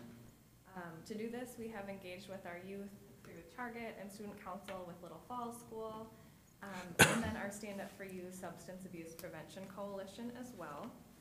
Some of the things that came out of that partnership was that we hosted a youth leadership retreat. So we took a group of students from Little Falls and peers to a camp, and we were able to focus on education and message development. It was all tobacco focused. So we did PowerPoints and hands-on activities for all the students, and then they were able to create their own messages. They made these posters. You can see some of them in the slides. So these messages are what they want to show to their peers and their community members. And then this year, we'll work on how we want that dispersed through the community and in their schools as well. Our second project goal is to integrate cessation connections and referrals. So we really want to grow locally with our cessation resources that we have. 2 of the projects we've been working on to support this are the Juvenile Justice Program. So I've been working with Kim Dezurek to establish a protocol and a screening for when participants come into the Juvenile Justice Program. This screening is about all tobacco, but it has a specific e-cigarette question. So it's basically a 3-minute interview that will be added to their intake process. If this interview points to the participants' interest in quitting, they're given resources that are youth-based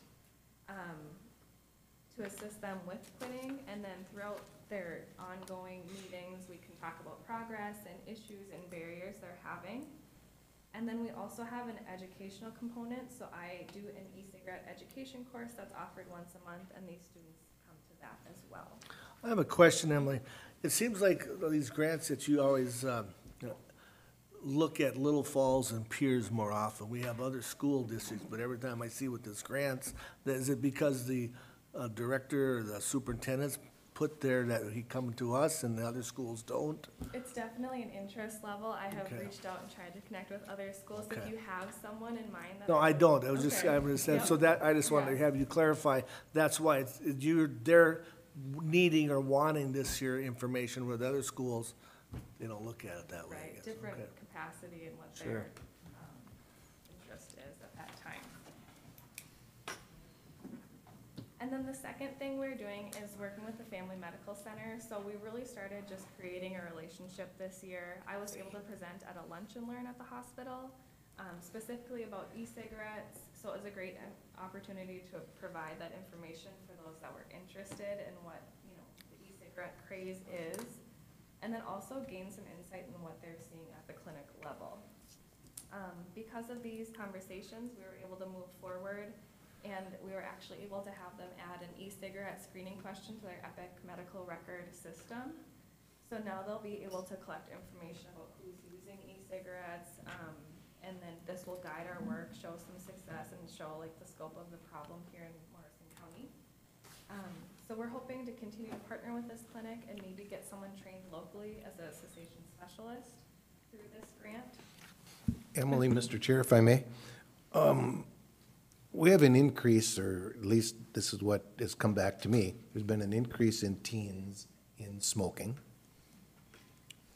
So my question to you, and I don't know that you have the answer or the numbers, are kids using vaping materials, if you will, much more than what I'm going to refer to as normal cigarettes? We actually have some data for you, so Look it at will that. kinda It's coming. lay that out. Very good. Thank you. It will be coming. And then our last project goal that kind of was put on hold, we had started working with South Country Health Alliance, and focused on their clients and the cessation resources South Country had. So this was a pilot program where our care connector at Public Health was able to receive a monthly list of clients from South Country that were interested in quitting. Our care connector would then reach out to them over the phone and educate their cessation options through South Country. Because South Country is going away, we are interested in doing something similar to whatever program takes their place as well. So data and data collection, as I said, we use this to guide our work. So we, you know, I've talked a lot about the community health needs assessment, but really that guides these grants for us. And so those community health surveys that went out in January, we have questions around tobacco use, and we'll get into that. And also we use the Minnesota Student State Survey, which the kids took this last spring for 2019. So we're waiting on a lot of those results to be able to compare to where we were at in 16. So hopefully we'll have that soon. But from the survey, you can see Morrison's on the left and the CHB is on the right. So this is the amount of adults that answered the survey, what their smoking status is. And you can see Morrison compared to the CHB. So we're a little bit higher for current smokers compared to the CHB.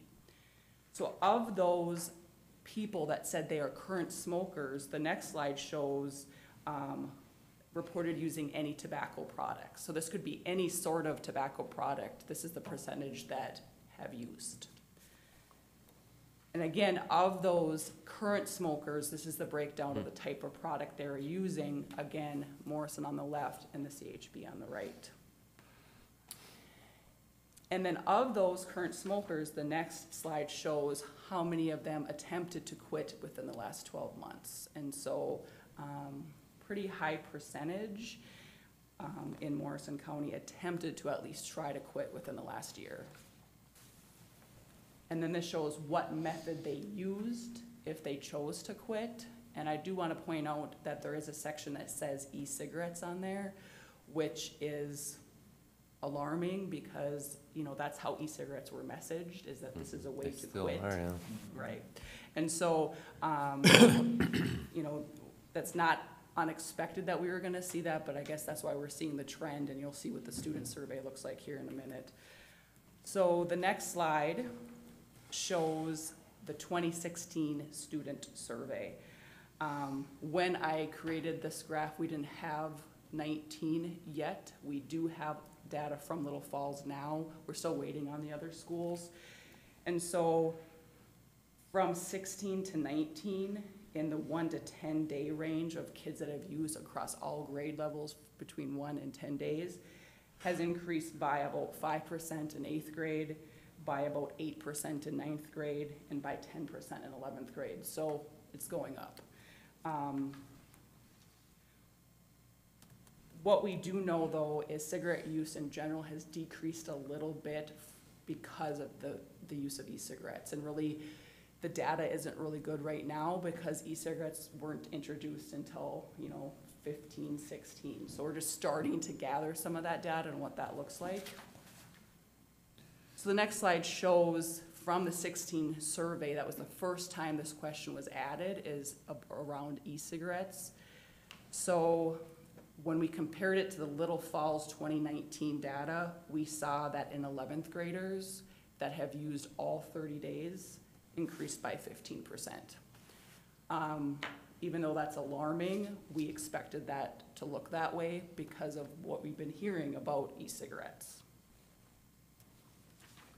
Any questions on any of that data before we move forward? When you have percentages, how many people are we talking about? I mean, are you using 500 or 1,000 as numbers? It kind of depends on our response rate, for the health survey, depending on how many people responded. For the for the kids survey, it's the number of kids in that school that take that. Do the respond? I mean, sometimes percentages look like this, but you don't know if you're dealing with 10 kids or if you're dealing with 1,000 kids. For the student survey, all the kids in Little Falls schools, unless your parents remove you, Okay. do take the student survey. Okay. In terms of community health needs assessment, we do a statistically valid amount of surveying and have generally gotten back what's required to make it statistically valid, so. Okay, thank you. Correct.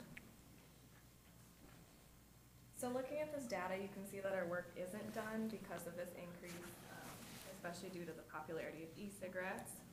So just 2 potential future projects that this grant can help us work on is to increase the number of tobacco-free spaces, whether that is tobacco-free parks or working with businesses to create some tobacco-free grounds policies. We are able to help with the implementation process, the writing of those policies, education to the public, those kind of things.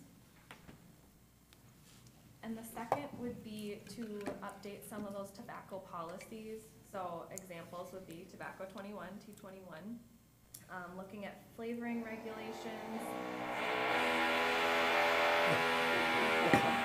It happened earlier too. I did ask them to stop, but then I was getting some feedback that they had work to do, so That's understandable. Just At what least it the lights is. aren't going out. Yeah. 'Cause they there are is out the in- positive, yes. And then working with some cities to update their sales ordinance. So just some legislative changes. The Clean Indoor Air Act, as we all know, went into effect in 2007, which said you can't use cigarettes in public places. As of August 1st, that Indoor Air Act was amended to include e-cigarettes. So you no longer can use e-cigarettes in public places either. The next slide is in regards to tobacco cessation resources across Minnesota. And so previously to August 1st, this was actually contracted out with a contractor named Clearway, and it wasn't through the Minnesota Department of Health. Now, it's been transferred to the Minnesota Department of Health, it's been fully funded, and so we'll have to see how that's gonna look moving forward, but I think it'll be more streamlined. And last is, I'm sorry. that's okay, should I keep going or wait? Keep going, we're okay. Okay. So Tobacco 21, which is where you have to be 21 years of age to buy tobacco products, but you do not need to be 21 to use tobacco products. That is still 18. So as of July 31st, we've seen 40 cities and counties adopt this policy. 40, you said? Yeah, 40, yep. 40 Minnesota. Has anyone reached out to any of these counties and just asked them if there's feedback by raising, or even the cities? I mean, by raising it to 21, is there, or have we done that and looked at, hey, how is things going in your counties since we raised it 21 in your city limits? And then my other question would be, who implements this? Is all of a sudden the county board decides, you know what, let's raise it to 21, or is it all legislative and that sort? I believe it's adopted from the cities. Yeah. Yep. Or the county board. Right. Yeah.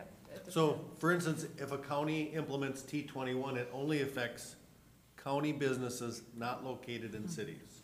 If cities implement it, it's only in cities that it's, so, and I know at the state had some conversation to do a statewide T21. I think there's been one state, or is there? A couple states who have done that. I know the state has talked as well about that. I believe this will get more traction as the Minnesota Department of Health and the Quit Plan Helpline and things like that begin to move forward, so, Mr. Chair, was the Clean Indoor Act the same way? Did do you remember? I mean, I know it was a statewide initiative, but did it start with local? I thought it was just volunteer, wasn't it, that some I believe it was local ordinances that added it to their green. Platform and added it to their, so kind of, I see this as a similar rollout, if you will, if that's the right word. It'd be really difficult to enforce, because let's say the city of Little Falls says, no, you have to be 21, but you can drive to city of Royalton and it's 18 yet. Or Belle Prairie Park. Yeah, there we or- go. Yeah. It creates that disparity of regulation, and that's where that pull is. So I'm assuming you'd have to get everybody on board in the county Yeah. to, It was the same when the tobacco-free zones were created with the Clean Indoor Air Act, and you looked at all of the fringe cities around the state. So if you were a city or a county on the border, that revenue was affected because people could skip across, so. And to answer your other question, we haven't reached out specifically to those cities or counties that are doing this as of yet, so there's not really any good data, but it's a good point. We need to start looking at it, what is that looking like? looks like it's coming eventually, so. I think there's a groundswell, and I think that's where some of these start, is these local jurisdictions who are willing to move this, push this forward, and as it grows, I think the state says, hey, it's time we better align all of those rules across the state, Right. so. Anything else, Other ladies, than Brad? Commissioner Lemire will get a little bit more of the flavor of this at Public Health Advisory, and we're actually gonna bring all of the tools to vape, and so we'll show the try Public it. Health Advisory. Mr. Chair? Brad, excellent start to my question. Are all electronic cigarettes, I don't know the answer, are all electronic cigarettes considered vaping? Yes. Yep, no matter what you call it, vaping, e-cigarettes, Okay. juuling, Yep. it's kind of common with the kids. A Juul is vaping? Yes. Okay, very good. That's what I was looking for. Mr. Thank you. Chair, I've heard lots of positive feedback from those that have seen your presentation, have been able to, actually see the tools from a parent perspective, from a teacher, from a, administrative perspective in school districts and stuff. So thank you for doing that. I think it's good work. Ladies, thank you. Thank you. Thank you. Very much. And I see, Brad, you got a couple, I you have got two. one, Oh, two. A couple food, beverage, and lodging. The first being a one-day on-sale license for the Morrison County Area Foundation to hold their event at the hangar at Camp Ripley on September 28th. Gentlemen, I need a motion. So moved. And I Second. will give that one to Brad, or the second will be Mike Lemire. The motion is Commissioner Blaine. All right, any more discussion on that one? Not, those in favor? Aye. Opposed, motion carried. And then a change in license for Horizon Health. They're gonna change the name to one of their facilities to United Bridges and become a group residential housing provider. And so I have to remind myself if this was the Alzheimer's unit, I believe, or over by the golf course. So they're gonna move that to a GRH. They still have a daycare in part of that facility, so they're just changing the focus of their work. Gentlemen, I'll ask for a motion. So moved. I have a motion, I need a second. Second. Any more discussion?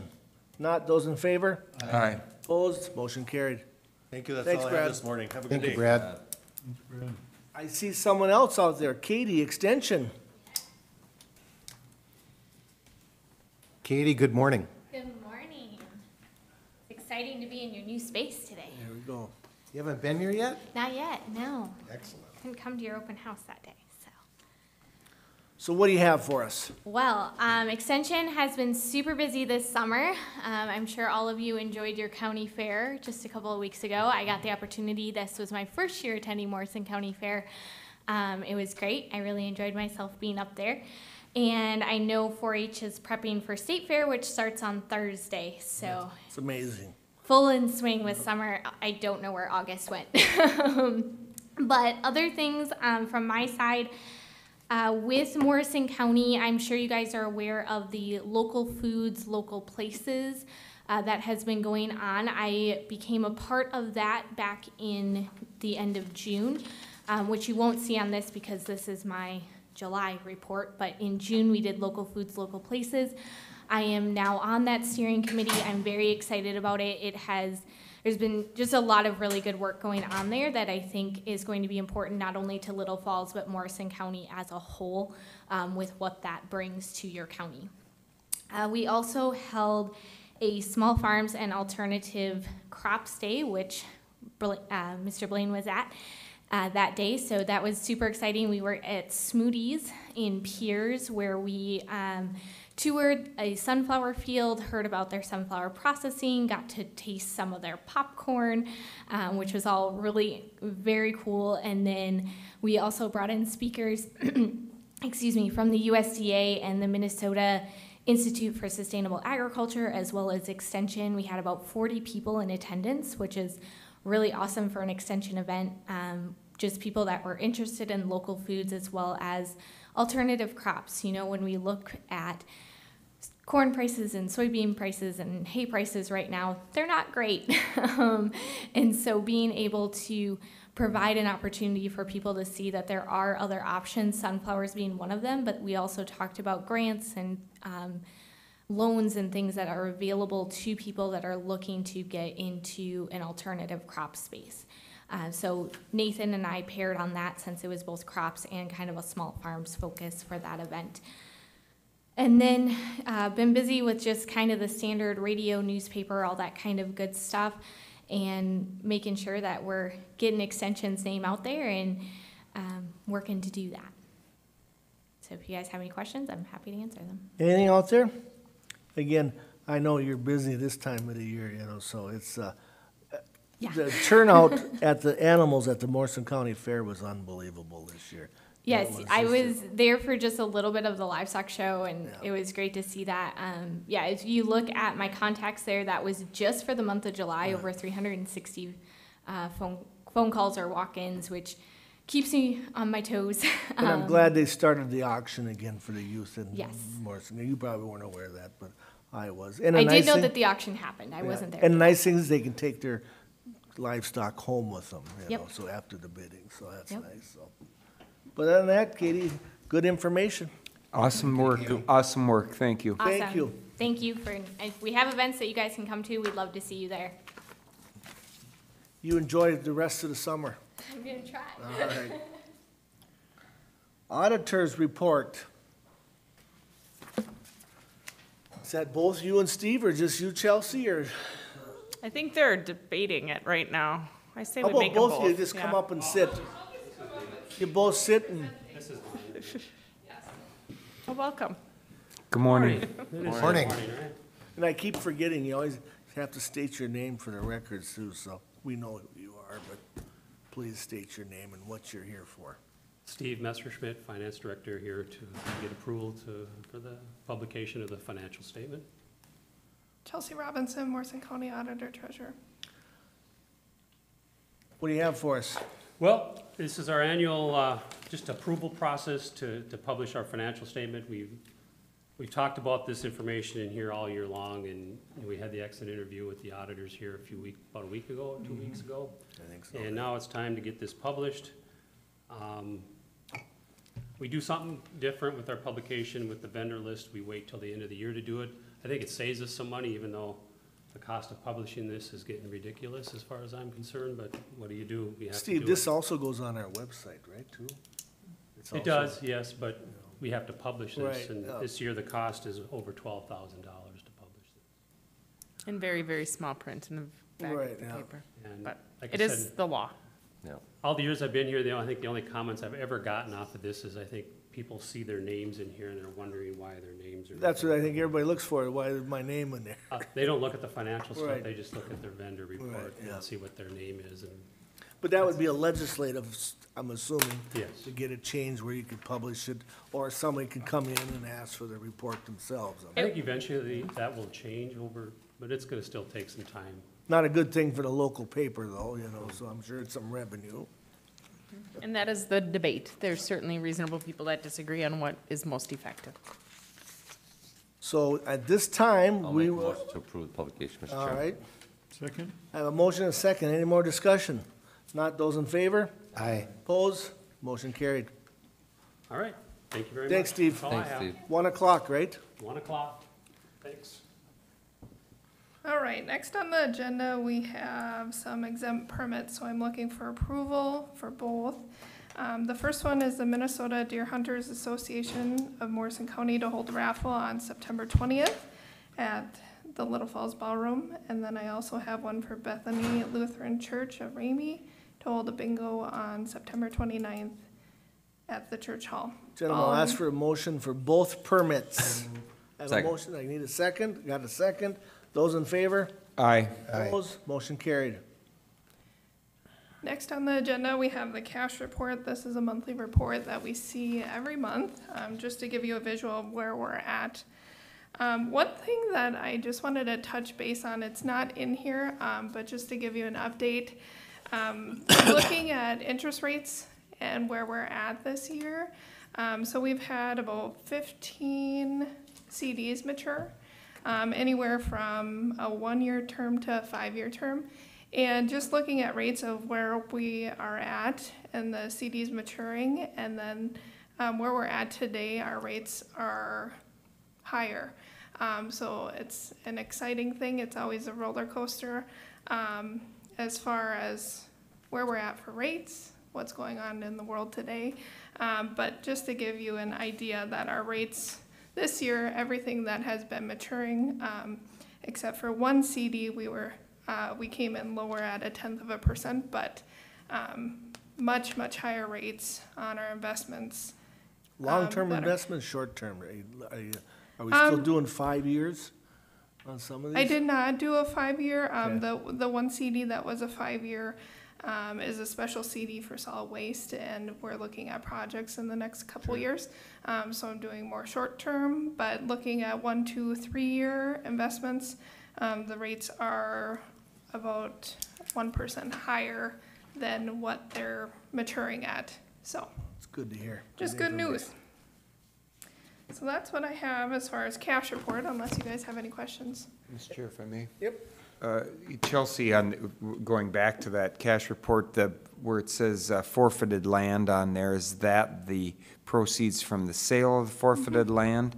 Yep, Okay, we can go back to that. 32,000 Let's see here. roughly?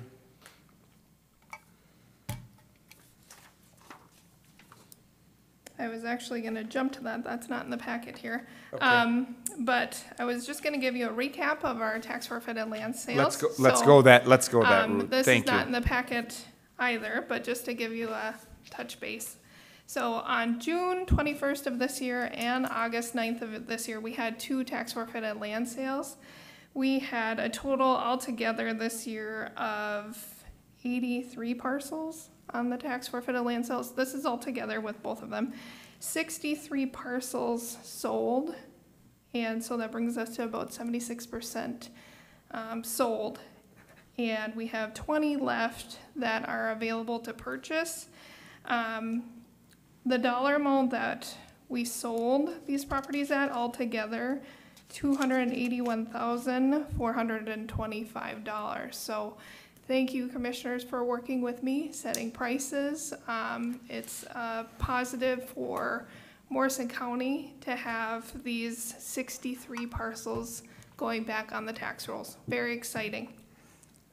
And just, 281,000 plus they're back on the tax rolls. That's a pretty good deal. Chelsea, on these 20 that aren't sold, I know I don't know if legally we can give them to the landowner next to them, or can we charge them a penny and say, hey, are you interested in getting this here off? I know probably some of them are inaccessible, but do we reach out for the landowners that are next to these? that's a good question. So we have 20 left. I can tell you that we've already had 5 inquiries on 5 different parcels in these 20. So it's kind of, we'll probably wait a little while Right. to see what happens, because I do know that there are individuals that are maybe interested in these parcels, and they can come forward to the auditor's office, Sure. pay the set price, the starting bid price, plus the fees, to get that deed recorded. But that is something that my staff and I will be looking at on these parcels, whether or not we need to contact the adjoining owners. Maybe it's not buildable, maybe it's just a sliver, to work with the adjoining owners on these Because I looked at some of parcels. them, there's actually, they're sitting in middle of 3 or 4 landowners, you can't get access to it, so it's really worthless to everybody. So if we could say, okay, who wants this? It might not even be, you might not be able to grow anything on it either, but I just thought we could take a look Sure. at those. And Commissioner, just remember that the owners that are surrounding that property We're contacting. have the opportunity to purchase and extend Right. that buffer that they Yeah. have. So Oh, thank you. Anything else on that? that is my update. All right. And then we have the board warrants, so I'm looking Motion for to pay the bills. approval. So moved, Mr. Chair. I have a motion, I need a second. Second? I got a second, any more discussion? Commissioner Lemire. Aye. Commissioner Wilson. Commissioner Blaine. Aye. Commissioner Jelinski. Aye. Myself as aye, motion carried. Thank you. Thank you, Chelsea. Thank you, Chelsea. Good day. Thank you. You guys too. All right, Deb, Administrator's report. One action item that I have is the Central Minnesota Emergency Medical Services Regional Joint Powers Agreement. Commissioner Jelinski probably has more information on this. It's a joint powers board that we're a member of, and there's an update to their agreement that all counties now need to consider. I don't know if Commissioner, you want to just briefly explain what it is that's happening?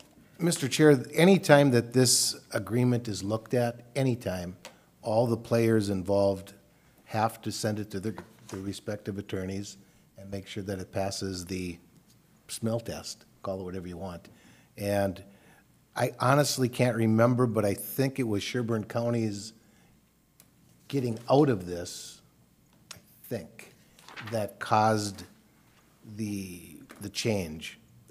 Otherwise, there is no drastic anything. I chair this committee in the region, and there's nothing else that was done to it other than Sherburne County or some fine tuning in your leaving, that's all. So if I may, Commissioner Jelinski, why would a county be getting out of it? Do you have any idea? Sherburne County got out of it for the purpose of, I hope I'm right, Name's still listed on Yeah, their name is still on there, but again, he was just thinking it might be a different county too. but- yeah, it And might it's not signed. be, honest to goodness, I can't tell you, I just can't remember. All right, that's fine. All right, this is an action item, gentlemen. I'll need a motion and a second. So moved. I have a motion, I need a second. Second. Any more discussion?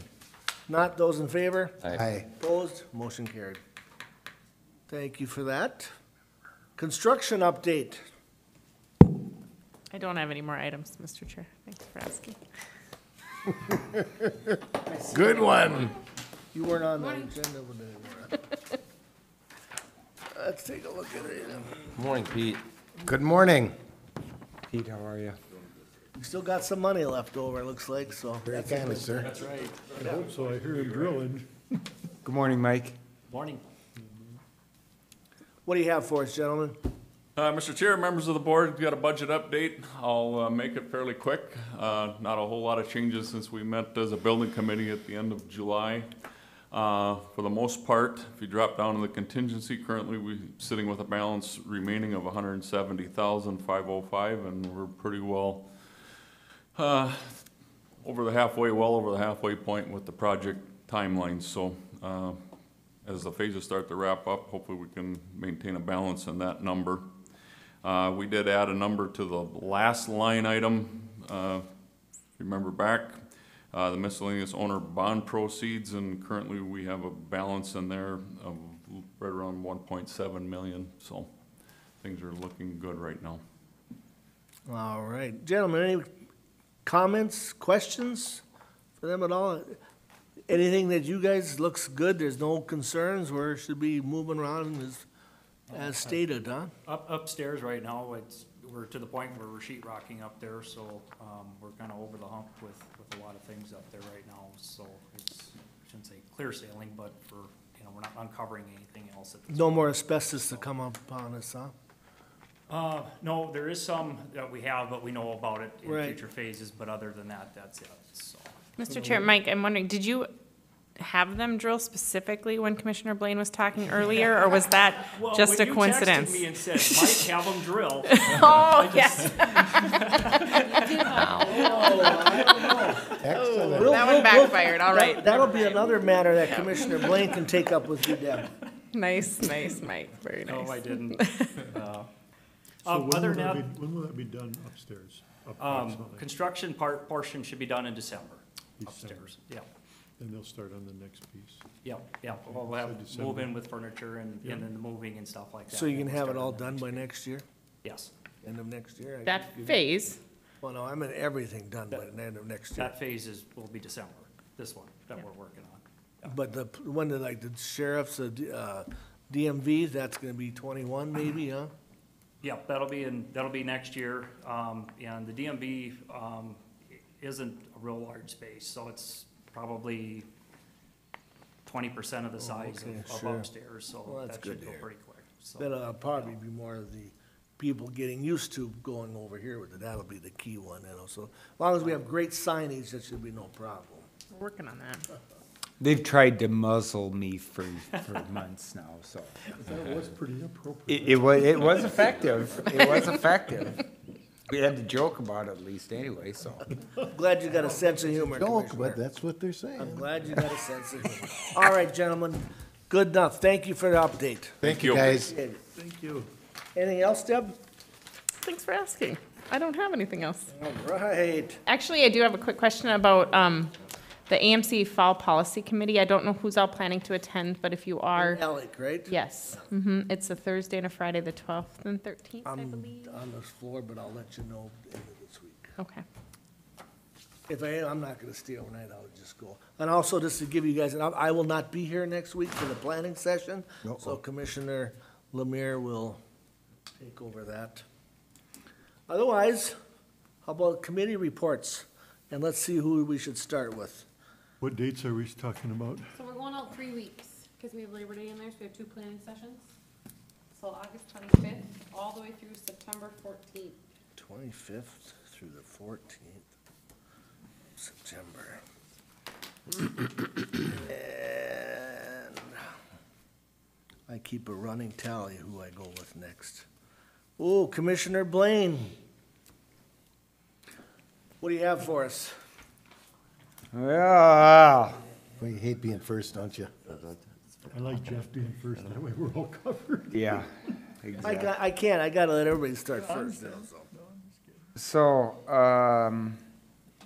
And that would be August 25th through September 14th. so August 26th, we have Congressman Stauber here at 3 p.m. On August 27th, we have planning session at 8:30, and we have budget meeting at 1, is that correct? Yes. If it's Yep, on your on the calendar, yes. 27th, I'm yep. sorry, I don't have it. right. Yeah. Why would I even question that? We know you're right, so we have no problem.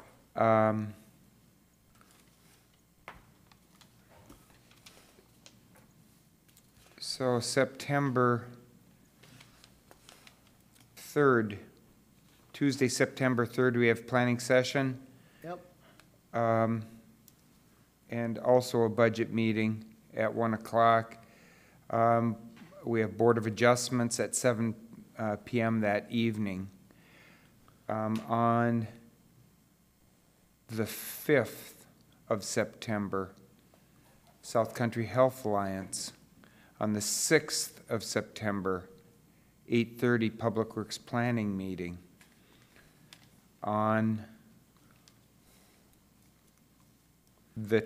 on Tuesday, the 10th, we have a county board meeting, and we have a budget meeting at 1 p.m. that afternoon. There's a department head meeting on the 11th at 8:30. I've got Morrison Todd Wadena Community Health meeting on September 11th at 3 p.m. And hot diggity, that's all I got for you. All right, thank you. Commissioner Wilson. On the 26th, I've got a meeting with Brad and Stauber. At 3 o'clock, Planning Commission at 7 I've got down here, is that right? Yep. 26th? On the 26th? 26, yep. Yeah, Commissioner Blaine did say the meeting on the, Yep, yeah. okay. Planning Commission? Planning Commission on the 26th at 7 o'clock. Yep. I got the budget meeting. I got RDFA 4 o'clock with Carol, and that's gonna be here, What day? the 28th. I missed that on mine. Okay. Let's see, my budget meeting, Board of Adjustment. I've got Board of Adjustment on the 3rd and the 4th. That can't be right. Is it the 3rd? Well, we actually just got something here the other day, I'm pretty sure, I'm trying to find it, that said the 4th. In fact, I have it right in front of me. How come mine says canceled on it? That's because Oh, Jeff sent us. Jeff sent one out, was Yeah, canceled. that was an error. So do we have one on the 3rd, or do we? Well, have one on the- there's, right here, I'm looking, it's from Judy, Board of Adjustment notice for September 4th, 2019. And I second, You want me to confirm it and email all of you? yep. Yes. There's I'm something thinking Yeah, it's, because a- I've got it on here on the 3rd, but it normally is on the 3rd. Yeah. But I'll confirm and here's, what again, to follow up, the one that's gonna be in Scandy Valley, or it's about Scandy Valley. So here it does say the 4th, so. Would Sharon have sent that out? Except the notice, the DOA notice in front of them. That was sent out by Judy. Yeah, this was, who was this sent out? Is that, well, never mind. As a side note, when selecting calendar items, if you pick a pre-populated calendar item, that's what disperses it out. Just, we're finally able to figure that out. So it's typing in a new one because it'll automatically pull in a previous one and all those invitees. So Yeah. just throwing that out there. Good. Okay, then on the 5th, we got Central Minnesota Council of Aging at 10 o'clock in Sartell. I've got Ditch 16, a meeting at 7, is that Yeah, right? I have that one too, yep. Okay. Then that would be here. Yep. What's that one? what's that? Ditch meeting. Ditch Authority. Ditch Authority meeting, On what day? That's 5th. Thursday at 7 o'clock here. Could you put that in the calendar? Thursday the 5th. Yeah, you can send that one too. Then on the 6th, I've got Public Works or TSWAC, I don't know which one. Public Works Planning. Yeah, That's at Public Works. Public correct? Works, yep. Okay, not TSWAC. Okay, let me delete that event. You don't have to delete it, it's at 8:30. No, I gotta, okay. Didn't I say that? All right, and that is it to the 6th? Oh, you want to go to the, 14th. okay. Oh, yeah. Buckman Township, I have a meeting at 8 o'clock. That's with Amy. It's a 7 to 8, does it start at 7? Okay, yep. What day is that on? On the 9th. Where do they have that at the town, where's their That's town? at the, Buckman Township is at the church there. Church in Buckman. Just to let you know, Thank you. they We don't have did, it. we did county board on the 10th, right, in budget meeting? Yep, Okay. And we did that one. That's it, AMC on the 12th and 13th? yep. Yep, okay. And that's from what time on the 12th and 13th? It's a full day scheduled on the 12th and maybe half a day. Be 9 o'clock in the morning. Yep. Yeah. All right, Commissioner Lemire. 27th, HRA at 1. Also, there's a budget meeting at that time. The chaplaincy event at the ballroom is 6 o'clock on the 30th of August. What's that one again about the chap? There's the chaplaincy fundraiser at the ballroom. My granddaughter's getting married. 30th? Yeah, that's the ribs in Yeah. the Yeah. old car show. It's a good deal. I'm going at 6. I don't know when it starts, to be precise on that one. I think it starts at 4, but them guys are there cooking ribs all afternoon. Okay, ever It's been good, it's a good deal. for I'm not the gonna be around chaplaincy. anyway, but that's, Yellow ribbon on the 9th at 6. And I got a Scandia Valley Township meeting on the 10th. At Scandia Valley Town Hall. That's to discuss the rezoning of Morrison County. Where is your yellow ribbon at? At the Cabin Fever, And you said that's at 5? 6. Okay, Scandia Valley. The 10th, at 7, Scandia Valley Town Hall. Dentist appointment? No, just kidding. And that's it. All right, Commissioner Jelinski. Can I ask what the Congressman Stauber deal is at 3 o'clock on the Yeah, that's a 26th? good question. That's with our health board. Okay, that's what it's for. Board of Health. Okay, very good, thank you. On the 30th, at 10 o'clock in the morning, I have an EMS Joint Powers Board meeting, and that's at the Stearns County Service Center. On the 5th, I've got a State Emergency Communications Board Legislative Committee phone conference at my house at 10 o'clock. If anybody wants to take their time out to babysit a couple of twins, they'll be at my house for about 5 days. Nobody's gonna How say yes old to are that. 9 months. When you say couple of twins, that's two Oh, twins no, or just? just two. Two. My wife would. Boy and a girl. All right, sounds like fun, Commissioner. Flying from Colorado. It'll be fun. Digging it, digging it. That's a nice age that you're starting Right. out. On the 9th at 6:30 PM, Morrison County Public Safety meeting. That's gonna be at Public Health. On the 10th at noon, I have a Towards Zero Death meeting, Public Health. And I think somebody said there's a department head meeting on the 11th. I did. And I'll be at the Policy Committee meeting. So no trails? Oh, I don't have trails. Is that on the 12th? I'm gonna be missing trails. And then the armor rack too, because you'll be at the. And RAC I will miss also. That will be on a Friday. Okay. Mr. Chair, the BOA meeting for September is on the 4th. It was due to the fact that we had scheduled out the meetings for the year and City Hall would have met on the 3rd, and so they just kept that same meeting date, even though we're here, and so it is on the 4th. Good follow-up. Good. That's Board of Adjustment. Anything else, Commissioner Adjustment. Zelinski? I'm done. Thank you. The only thing is I have, and I know you said going to the 14th, but on the 15th, there's a Camp Ripley open house. I don't know if that's, It's good to put on the calendar. get that on the calendar, and I don't. On When the is that fi- again, Randy? It's, on the 15th, it's a Camp Ripley open house. I'm looking for the times, but I don't know, maybe, That's Saturday, yeah? it's a, yeah, it's a. It's a Sunday. It's a Sunday, actually. That thing starts. I better put, Late morning or something. I can't remember. Let me is Google the it. environmental building open that day? On Sunday? Yeah. I think they're all open. Everything is open on Sundays in camp. I don't know, not for sure. Oh, Mike will say. So that's September 16th, Mr. 15th. Chair? 15th. 15th on Sunday. 15th. I'm trying to look for the times, but again, I'm sure I'll Check find on it. the Camp Ripley website quick. She'll find it. I thought it was like this coming. So if I want to take someone to see the environmental center, you can only do that on Sunday? Oh, no, they're open 7 days a week there. Yeah, You can go anytime? I think they are open 7 days a week. I don't know. I think it's Well, you locked. can, people can get in Camp Ripley though all the time, Yep. right? Yeah. 10 to 2? It's 10 to 2. Is that what you have for the Camp Ripley open house, 10 to 2? September 15th? I got A some people Sunday. I'd like to see You are that. to come out to Camp Ripley and discover they are more than a military base.